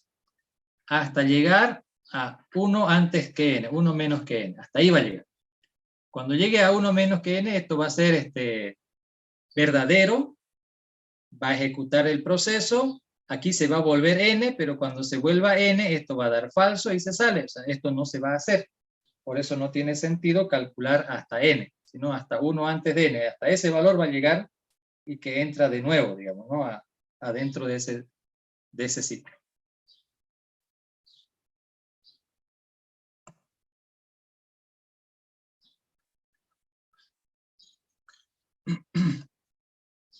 Bien, ahora ¿cómo hacemos? Miren, repito, aquí hice hartas pruebas, prueba 1, prueba 2, prueba 3, prueba 4. Aquí hago una sola prueba, y en este caso mi what if sería, no voy a hacer, ¿qué pasaría si n vale 1, si n vale 2? Pierden el tiempo haciendo eso. Imagínense que n vale 1.000.000, 1.000, 100, lo que quieran, pero que no valga 1, 2, no, que no valga un número chiquito, que valga un número grande. ¿Por qué? Porque me interesa esto de acá, y ahorita van a ver. Cuando i vale 1, esto va a tener, o sea, como n es un número grande, va a tener que ser esto verdadero, y como es verdadero, va a entrar. Y al entrar, ejecuta el proceso 3. O sea, va a ir hasta allá, y aquí, ¿qué debo anotar? El tiempo que tarda este proceso. El tiempo. ¿Y cuánto tarda? Aquí lo tenemos. El tiempo que tarda ese proceso con un parámetro es igual a 2 veces, y eso lo pinto acá, ¿no? El proceso va a tardar 2 veces el logaritmo en base 2 de n. ¿Por qué aquí n si aquí dice m? Bueno, porque aquí lo que le estoy mandando es la variable n. Entonces, el tiempo para esta variable es igual a 2 veces el logaritmo en base 2 de lo que yo le esté mandando. Y lo que le estoy mandando es n. Entonces, solo reemplazo lo que le estoy mandando, ¿no? N más 1. Listo. Eso va a llamar este proceso, y aquí lo que me interesa es cuánto tarda. Y aquí dice que eso tarda ese tiempo. Listo, ya tardó. Luego i vale 2. Y como vale 2 sigue siendo verdadero, va a volver a entrar y lo va a volver a llamar. Pero lo va a llamar al mismo proceso con la misma cantidad de datos, porque no cambió, ni ha aumentado ni ha disminuido. Es la misma cantidad de hace rato. Entonces, ¿cuánto va a tardar? Pues lo mismo que hace rato. Y eso lo pinto, este proceso, cuando cuando i valga 2, lo va a llamar y es 2 veces el logaritmo en base 2 de n más 1. Listo, y aumenta para 3, es verdadero y lo vuelve a llamar. Y debo anotar aquí cuánto tarda. Va a tardar, como estoy mandando al mismo proceso la misma cantidad, va a tardar el mismo tiempo de hace rato, que es 2 veces el logaritmo en base 2 de n más 1. Y así va a seguir dando vueltas y otra y otra y otra. Ya le dije, imagínense n 1.000.000, entonces ahí sigue y sigue y sigue. Así vamos por 3. Y por deducción veo que con 1 tarda el tiempo, con 2 tarda lo mismo, con el 3 tarda lo mismo. Entonces puedo deducir que con 4 va a tardar lo mismo, con 5 y con 6 y con 7 y así hasta la última vez. Hasta que i sea n menos 1 que es verdadero y lo llama por última vez. Cuando lo llame por última vez va a tardar lo mismo de hace rato. 2 veces el logaritmo en base 2 de n. Más 1. Ahora, esto era i menos 1, n menos 1, perdón, más 1 es n. Aquí n menor a n falso, se sale del ciclo y sin, se acabó. Ahora sí se acabó. Una sola prueba he hecho. Y he tenido que aplicar deducción porque tengo que saber cómo va la cosa hasta allá al final. Bien. Ahora, ¿qué hay aquí en todo esto? Bueno, para empezar, el tiempo de la línea 3 de este depende de la cantidad de vueltas que dé, pues, ¿no es cierto? Entonces, ¿cómo implica esto? Cuando i vale 1, tarda un tiempo, que es este. Pero se acabó, no se acabó el proceso, lo va a hacer de nuevo. Sigo en el mismo proceso. Y la segunda vez tarda esto. Entonces, hace rato tardó este tiempo, ahorita está tardando este, debo sumar esos dos valores. Y debo ver más lo que tarde la tercera vez y así, digamos, ¿no? Entonces, es la sumatoria de todos esos tiempos. Hasta ahí. Ese es el valor de t. Entonces, el tiempo de la línea 3 es igual a esa sumatoria. Tengo que resolver entonces la sumatoria en cuestión. Ahora, ¿cómo lo resuelvo? Está facilito. Toda esta cosa, una vez, 2 veces, 3 veces, y en general n-1 veces, ¿no es cierto? n-1. Entonces, es como decir, b más b más b más b a veces. Eso se resume a por b, ¿no ven? A por b significa b más b más b a veces. Esto más esto, que es lo mismo, lo mismo, lo mismo, lo mismo. ¿Cuánto? 1, 2, 3, n-1 veces. No hay un 0 por allá, así que es hasta ahí. Entonces, n-1 veces se va a hacer. ¿Qué cosa? 2 veces el logaritmo en base 2 de n más 1. Esa es la parte que se repite, y aquí la cantidad de veces que eso se repite. Entonces seguimos haciendo, aquí vamos a hacer, tengo dos monomios en producto, dos binomios, perdón, en producto, y vamos a aplicar la distributividad, ¿no? Es todo esto por esta parte, propiedades, ¿no? n menos 1 por toda esa parte, ¿no? Que es 2 veces el logaritmo en base 2 de n.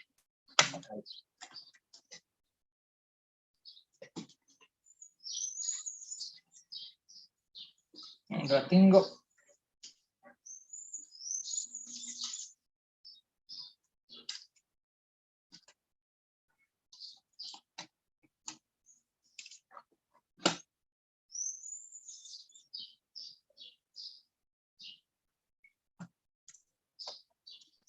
Ya está.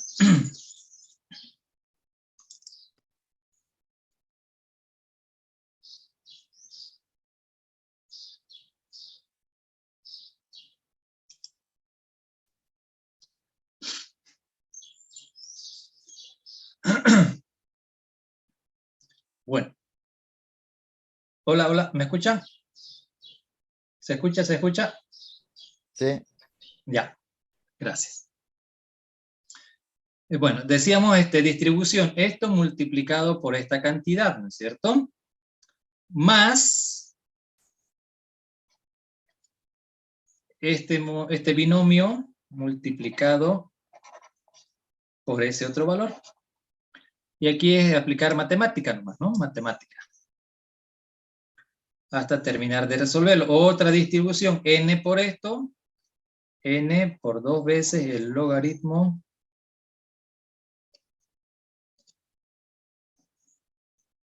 n por 2 veces el logaritmo en base 2 de n, n por 2 veces el logaritmo de base 2 de n, menos 1 por 2, digamos, ¿no? Que sería 2 nomás, el logaritmo en base 2 de n.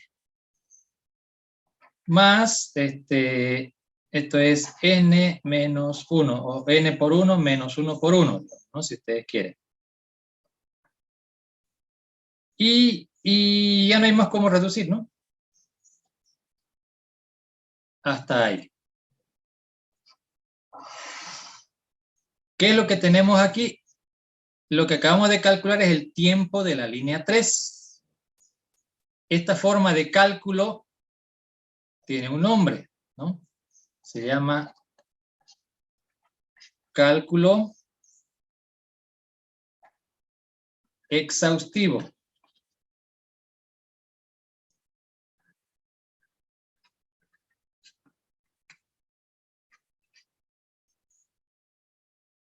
Así se llama. Para esta otra forma de cálculo se llama cálculo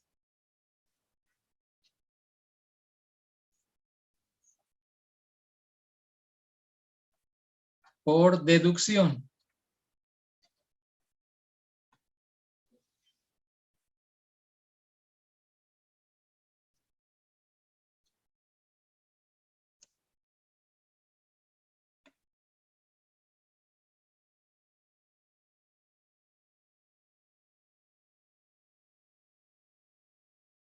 Entonces, el cálculo exhaustivo se hace de una manera diferente al cálculo por deducción. En el cálculo por deducción no hay sumatorias. Aquí sí la hay. Aquí hago varias pruebas. Aquí hago una solita. ¿Aplico deducción? Sí, aquí donde aplico deducción, porque trato de ver el comportamiento.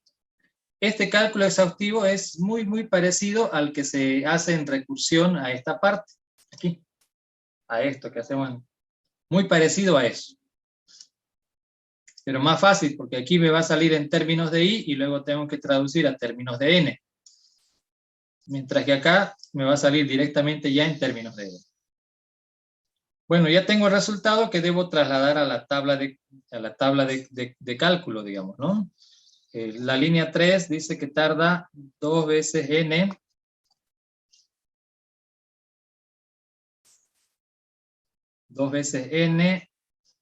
por el logaritmo en base 2 de n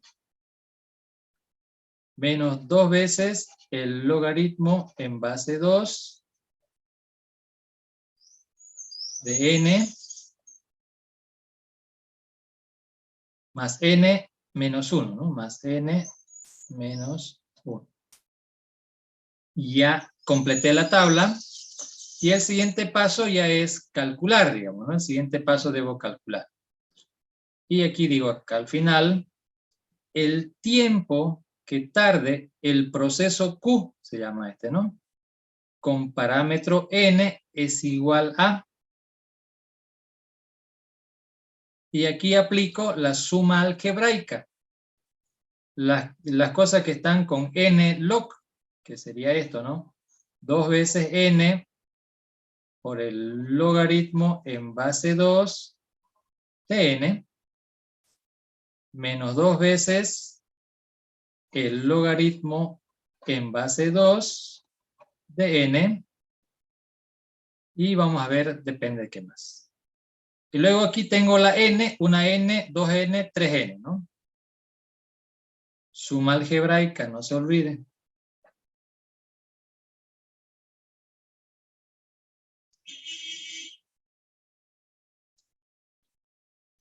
3. ¿Y qué más tenemos? Constantes. 1, menos 1, menos 1. Entonces esto es menos 1. ¿No? Menos 1.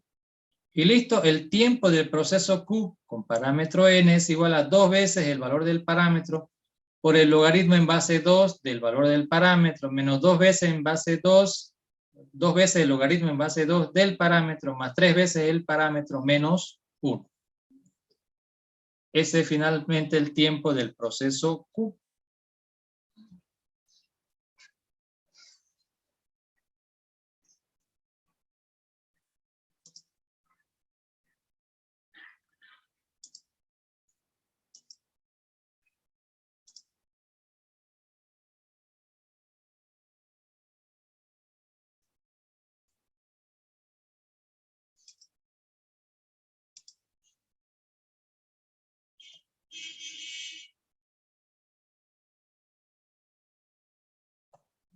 hacer esta tablita que es hasta aquí nomás.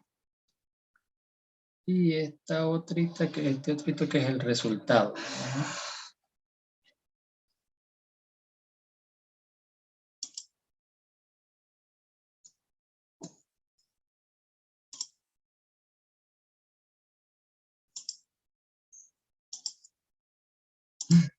Ya. Eso es. Y esa es la forma de calcular. Y se acuerdan en el análisis preliminar que dijimos, un ciclo lineal que contiene un ciclo logarítmico. Conclusión, el proceso va a ser un n logarítmico y aquí está clarito, ¿no? N log de n log n. Entonces es un algoritmo de tipo logarítmico, ¿no? Logarítmico. Y esa es la forma de calcular. Entonces, se pueden aplicar, bueno, este es el último paso, ¿no? El paso número 5 y hacer el cálculo final, digamos, ¿no?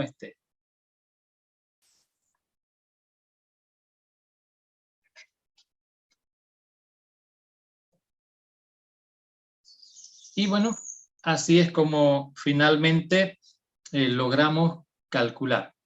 Y algo similar se hace, digamos, ¿no? Son los algoritmos en general de un ciclo dentro de otro. He tratado de combinar, como le dije, los cálculos de la semana anterior, ahí está lineal con lineal, que esos son los que generan el cuadrático. En el video está el logarítmico sobre lineal, que es el Quicksort. Y ahorita este algoritmo que nos hemos inventado para hoy, que es lineal sobre cuadrático, ¿no? Perdón, lineal sobre logarítmico, que eso va a generar n log n, ¿no? N log n. Entonces lo importante es que sigan el procedimiento, vean cómo se hacen los cálculos correspondientes, evitar las confusiones, no me hagan esto aquí ni esto acá, digamos, ¿no? No los mezclen. Son 3 tipos de tablas de cálculo que se hacen cuando se trabaja con algoritmos iterativos, ¿no? 3. Estoy tratando de colocar ahí, digamos, ¿no? Más o menos cuándo se aplica qué. Ahora, les voy a grabar esto.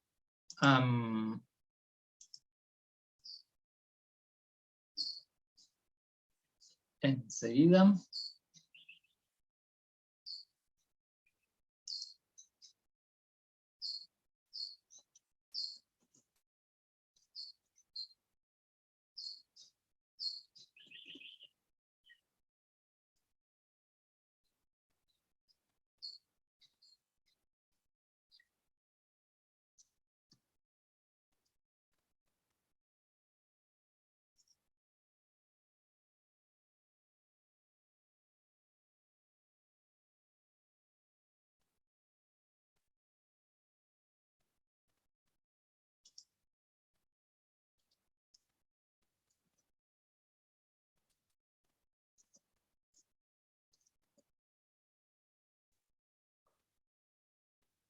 Listo, algoritmos n log n se llama. Enseguida se los voy a pasar.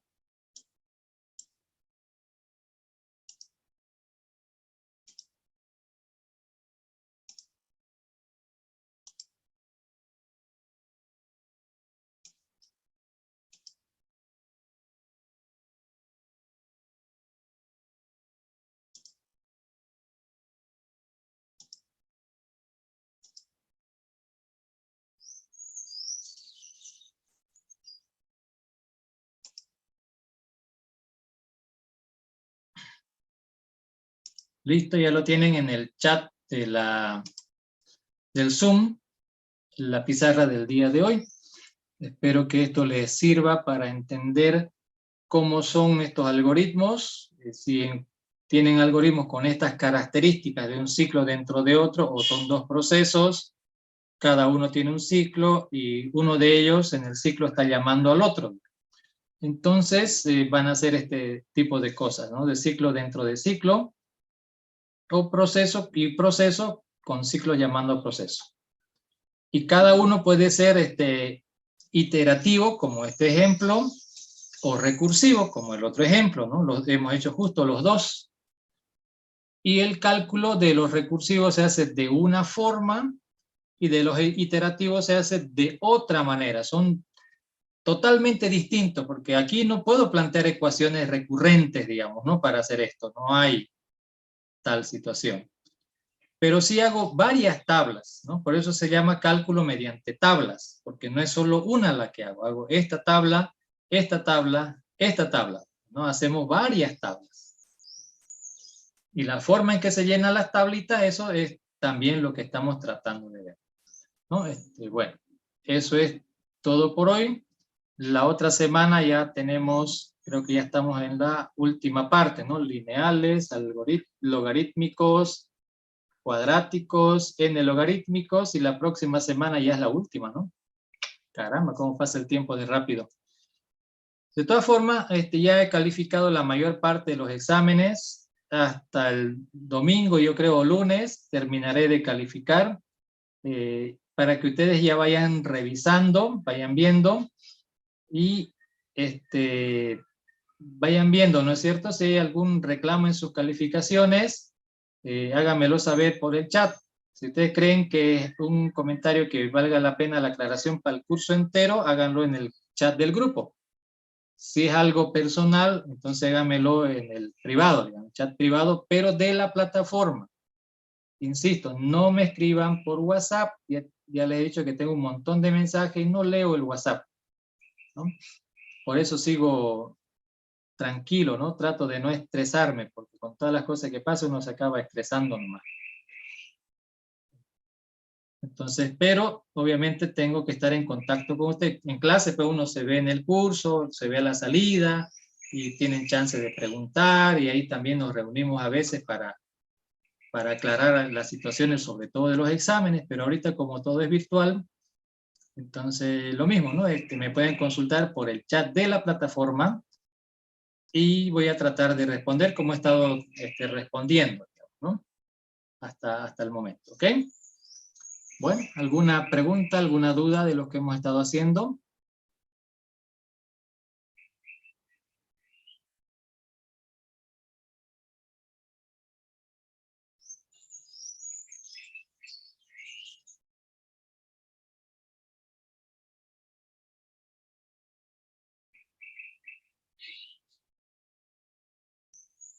Ok, la otra semana, recuerden que teníamos 3 objetivos, o sea, deben entender, los objetivos significan las cosas que ustedes deben saber, digamos, ¿no? Con esta lección, con esta unidad.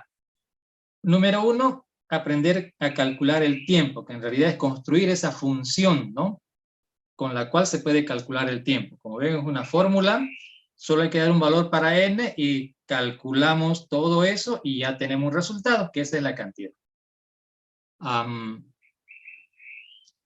Lo segundo es tratar de escribir procesos delegados, ¿no? No hacer el quintal de código en uno solito, sino si lo puedo cortar y separar, ¿no? En varios procesos. Sería interesante, incluso hasta más útil, y para los cálculos favorece bastante. Tercero, ¿para qué necesito saber el tiempo? Necesitamos saber el tiempo para 2 cosas. Uno, si yo sé cuánto tarda un algoritmo, entonces cuando lo eche a correr, yo sé cuánto debo esperar.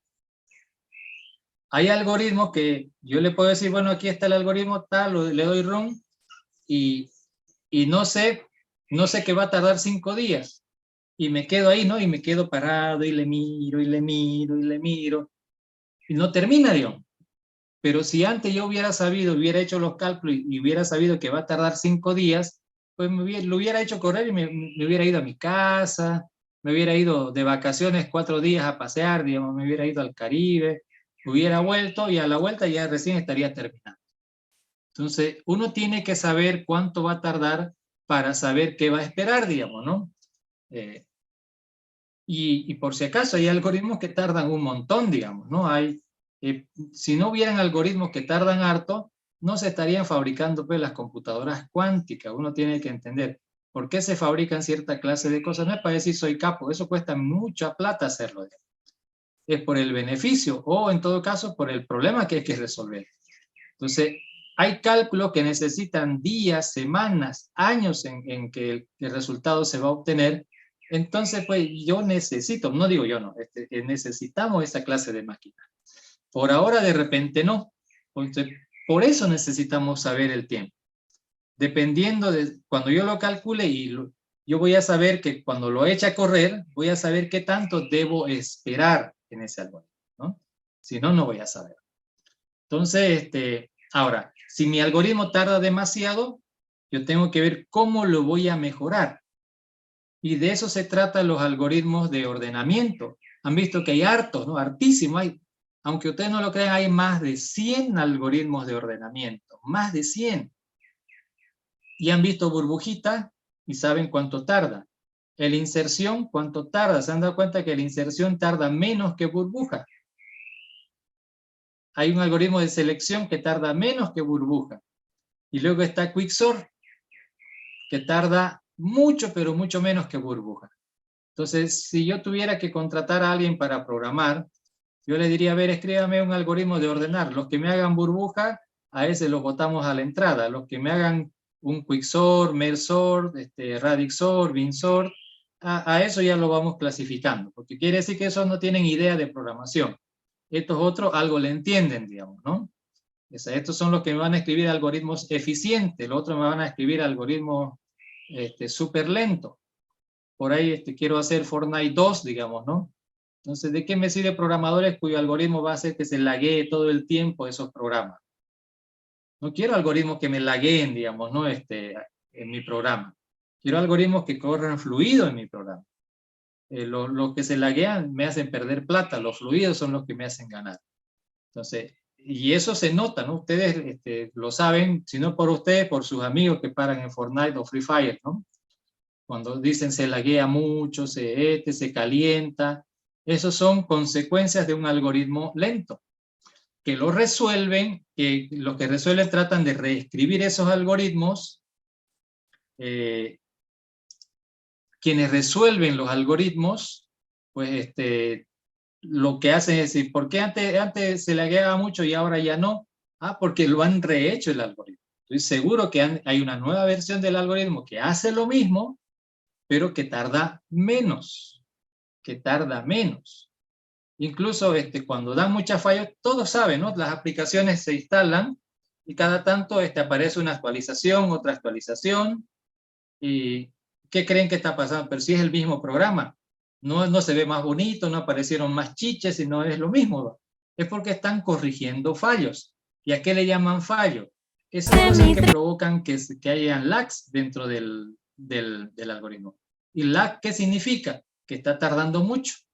Pero no es nomás, está tardando y tengo que rehacerlo para que tarde menos. No es, si está tardando que tarde menos, pero tengo que encontrar el origen del problema. Si no encuentro el origen del problema, voy a seguir pataleando y haciendo sonceras por ahí. Tengo que encontrar. Y básicamente va a haber dos lugares. O está consumiendo mucha memoria ese algoritmo, o el algoritmo per se está tardando harto. Si es por mucha memoria, de repente corre bien en los teléfonos de 6 GB, de 8, pero en los de 4, en los de 3, en los de 2, ahí está zapateando. Ahí es donde tiene los lags. Entonces tengo que ver si es por memoria, pucha, entonces se lo derivaré a los que saben estructura de datos. Ellos tienen que saber cómo reducir la memoria, pero mantener la velocidad o aumentarle si fuera posible, digamos, pero reducir la memoria. Si hago eso, cuando logre hacer eso, entonces voy a cambiar esa parte del código que sigue haciendo lo mismo, pero de otra manera, más eficiente, y lanzo la actualización. El mismo programa con los mismos algoritmos, pero hay alguno que cambió, y ahora con los de 4, con los de 3 ya corre fluido. Entonces, esto que le estoy hablando de análisis, no es nomás para pasar la materia. En la vida real se usa. Claro que si van a hacer sistemitas, no, pues ahí no lo van a usar. Lo que yo trato que ustedes aprendan es cosas que van a usar en cosas que realmente valgan la pena, ¿no? Valgan la pena, ¿no? O no vale la pena jugar Fortnite, ¿no? No, nosotros somos los que desarrollamos, no los que jugamos, ¿no? Ojo. El panadero come un poquito de su pan, pero no se lo come todo el pan, digamos, ¿no? Sino de qué vive. Ese es el detalle, ¿no? Y a veces en eso también se han equivocado las mamás de los compañeritos del primero, los que ya se fueron a derecho, ¿no? Su mamá pensaba que usted vivía jugando Free Fire todo mañana, tarde y noche, entonces este es para informática. Ese, ¿no? Entonces se confunden los padres con eso, ¿no? Un usuario de una cosa con desarrollador. Ahora, si su hijo estaba programando, mañana no, ese es informático. Ese seguro va a ir a trabajar con Elon Musk o va a trabajar con tanto que hay para trabajar, ¿no es cierto? Con Zach Nadella, con, no sé, pues, ¿no? Con nuestro amigo Zuckerberg, con algunos. Y ahorita ya harto, ahorita que me acuerdo de Zuckerberg, acaba de abrir una puerta inmensa donde ustedes van a poder ir a trabajar. Pero si no saben esto, olviden tocar la puerta. El metaverso ahí, no, el metaverso va a comer memoria, va a comer internet que da calambre. Entonces, el tipo que sepa hacer algoritmos que fluyan dentro de ese metaverso, ese va a ser el capo de la película. Pero el tipo que solo escriba código y se laguea, y no, si se laguea en 2 dimensiones, peor en 3, pues, ¿no? Si se laguea con el internet normalito, ¿cómo será con ese que va a comer internet que da calambre, como le digo, ¿no? En Bolivia es difícil pensar eso, ¿no? En otras partes del mundo, 100 megas de internet es lo mínimo que le dan. Aquí 100 es casi lo máximo que le dan, ¿no? Entonces, está verde. ¿Por qué no funcionan los autos que se conducen solitos acá en Bolivia? Ni a palazo, ¿no? Ni uno mirando puede pasar algunas cosas. Peor si no mira, digamos, ¿no? Peor un sensor. Peor un sensor. Entonces, da pena que esas cosas no puedan funcionar en Bolivia, pero hay la esperanza. Para eso están ustedes. Ustedes van a ser, cuando se titulen, son los que van a decir, oiga, van a ir a trabajar a la alcaldía y no van a ir a robar como los que están ahorita, digamos, ¿no? Van a ir a darle soluciones. Ustedes son los que van a decir, no, pues, ¿cómo van a hacer esas cosas así, digamos? Hay que pintar, porque un automático, si no encuentra la pintura, ¿qué es lo que el sensor, ¿no? Todos los que han hecho autitos, robotitos de autito, saben, ¿no? Ese autito cómo se conduce. ¿Por qué practicaban tanto? Porque miran una línea, su sensor mira la pinturita, digamos. Y ahora lo hacen pintar bien en Estados Unidos y en Europa para que el sensor lo vea y fluya bien por ahí. Si no, no corre, no anda en lo automático, ¿no? Entonces, lo básico lo han hecho los de robótica, ¿no? Con esos carritos. Y eso no da. Alguien le tendría que decir a la alcaldía, ya pues, cuando licite un parqueo, pues los parqueos tienen que estar en diagonal. ¿Cómo lo ponen así en vertical? La estupidez más grande que he visto. Aunque no tanto. Estaba viendo en un canal de televisión un videíto. En una parte del mundo han hecho un parqueo. Aquí un auto, aquí detrásito el otro y otro jaladito. O sea, una matriz. Obligadamente ahí, si se le ocurre salir el que está allá al fondo, no va a salir nunca. Tiene que esperar que salgan todos los demás. Es el más estúpido. Pensé que los parqueos de Bolivia eran los más estúpidos, pero no. Hay otros que lo hacen peor. Entonces, alguien les va a tener que escribir esas cosas y tienen que hacer esos cambios. Ya estaba perdiendo las esperanzas, pero el año pasado recuperé las esperanzas cuando parcharon todos los agujeros que habían en mi ruta. No sé si de todas las rutas, pero por lo menos de mi ruta, el 95% de los agujeros que habían los parcharon. Eso me hace creer que se puede cambiar. Se puede, podemos. Lamentablemente es que hay gente que no quiere, ¿no? Pero ya les toca a ustedes, ya en mi momento yo participé en las marchas, me cohetearon, los coheteé a los pacos, ya pasó de todo, ¿no? Cuando muchachos, ahora ya la posta para ustedes. Lo mismo, soluciones, ustedes tienen que empezar a crear soluciones y plantear esas soluciones, ¿no? Ojalá que ocupen cargos en la alcaldía, en la gobernación, en el gobierno principal, pero no para llenar su bolsillo, digamos, se supone que uno está en esos lugares para mejorarle la vida al resto del pueblo, ¿no? Entonces, ojalá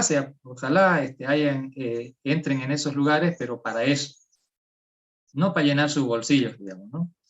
Y lo peor, llenar su bolsillo fregando a los demás, eso sí que es grave, eso ya no tiene perdón, ¿no? Pero bueno, trataremos de ir mejorando, ¿no? La próxima semana vamos a ver esas otras 2 partes. Este era de cálculo y de que un algoritmo pueda partirlo en pedacitos para hacerlo más útil, más interesante, más fácil de calcular. Y ya la próxima semana veremos cómo se aplica esto, digamos, ¿no? ¿Cómo puedo mejorar algoritmos? Tengo un algoritmo que tarda un tanto, pero ¿cómo puedo hacer para mejorar? Eso está en la lección de la próxima semana. Y al mismo tiempo una demostración de cuánto puede tardar un algoritmo. ¿Vale? ¿Ustedes no creen que puede tardar harto? Bueno, la próxima semana les voy a demostrar que es posible que un algoritmo tarde, no necesita ser difícil ni complicado el algoritmo, solo que va a tardar, simplemente va a tardar nada más, digamos, ¿no? Entonces eso es demostrable, por suerte, digamos, ¿no? Por suerte es demostrable. Pero bueno, eso lo dejaremos para otra semana. Mientras tanto, practiquen, no hay harto ejercicio tampoco, son 3 ejercicios nomás que le doy cada semana. Recomendación, yo les podría decir, trabajen de a 2. No quiere decir que uno haga 2 ejercicios y el otro 2 no. Así están haciendo algunos y después les va mal en el examen. A unos bien y a otros mal. Al que tiene suerte del tipo que practicó y el otro del que no practicó, digamos, ¿no? Cuando digo trabajen entre 2, hay 3 algoritmos, Juanito haga los 3, María que haga los 3. Intercambian de hoja, que Juanito revise lo que hizo María y que María revise lo que ha hecho Juanito. Lo importante aquí es que como somos medio envidiositos, es bueno, hay una parte buena de ser envidioso, digamos. Y yo quisiera que el de ella esté mal, digamos. Entonces voy a mirarle todo lo que esté mal y lo voy a anotar. Y ella también va a hacer lo mismo. Y eso es bueno porque después cuando me lo devuelva, la chucha, aquí me había equivocado, tiene razón, ¿verdad? ¿No? Y en otra, no, esto no está bien. Y se lo reclama a María, y no, estás equivocado, no es así, es como yo lo hice, no como vos decís. Y aprenden los dos, ¿me entienden? Y así aprenden los dos. Si cada uno hace solito, creen que lo están haciendo bien y ahí vamos mal también, ¿no? Vamos aprendiendo mal. Entonces, aprovechemos la envidia en la forma positiva como con lo que llamamos comentario constructivo, digamos, ¿no? Constructivo. Entonces, y eso nos va a servir para seguir aprendiendo más. ¿Ok? Y yo mismo, ya en las lecciones y los videos está todo lo que tiene que haber, y trato de inventarme algún otro ejemplo para que ustedes entiendan lo conceptual. Pude haber hecho un algoritmo con 15 instrucciones, pero no vale la pena, digamos. Si después de ahí pongo unos 3 más, y lo mismo que tarda el 4, van a tardar los otros 3, entonces, si no se trata de sacar ampollas, digamos, ¿no? Sino de hacer lo que hay que hacer, ¿no? Sencillito como esto. Ya algo más realista, ahí está Quicksort, digamos, un ejemplo más realista, porque es un algoritmo que corre y al que se le ha calculado el tiempo. Todos los ejercicios de los videos son puros algoritmos que corren, ¿no? Que a los que se le calcula, algoritmos reales. Estos son ficticiosos solamente para reflejar el concepto. De aquí la idea es que capten el concepto de cómo se hacen las cosas, nada más.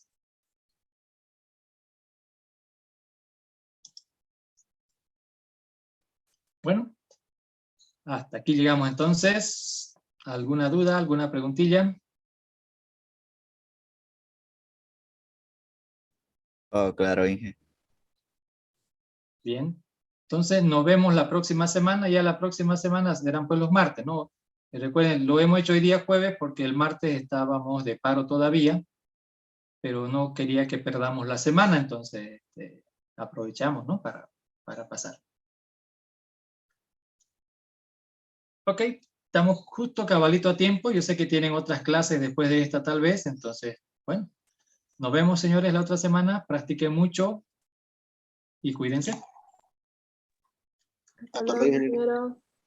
Ya, chao, Hola, chao. ingeniero. Hasta luego.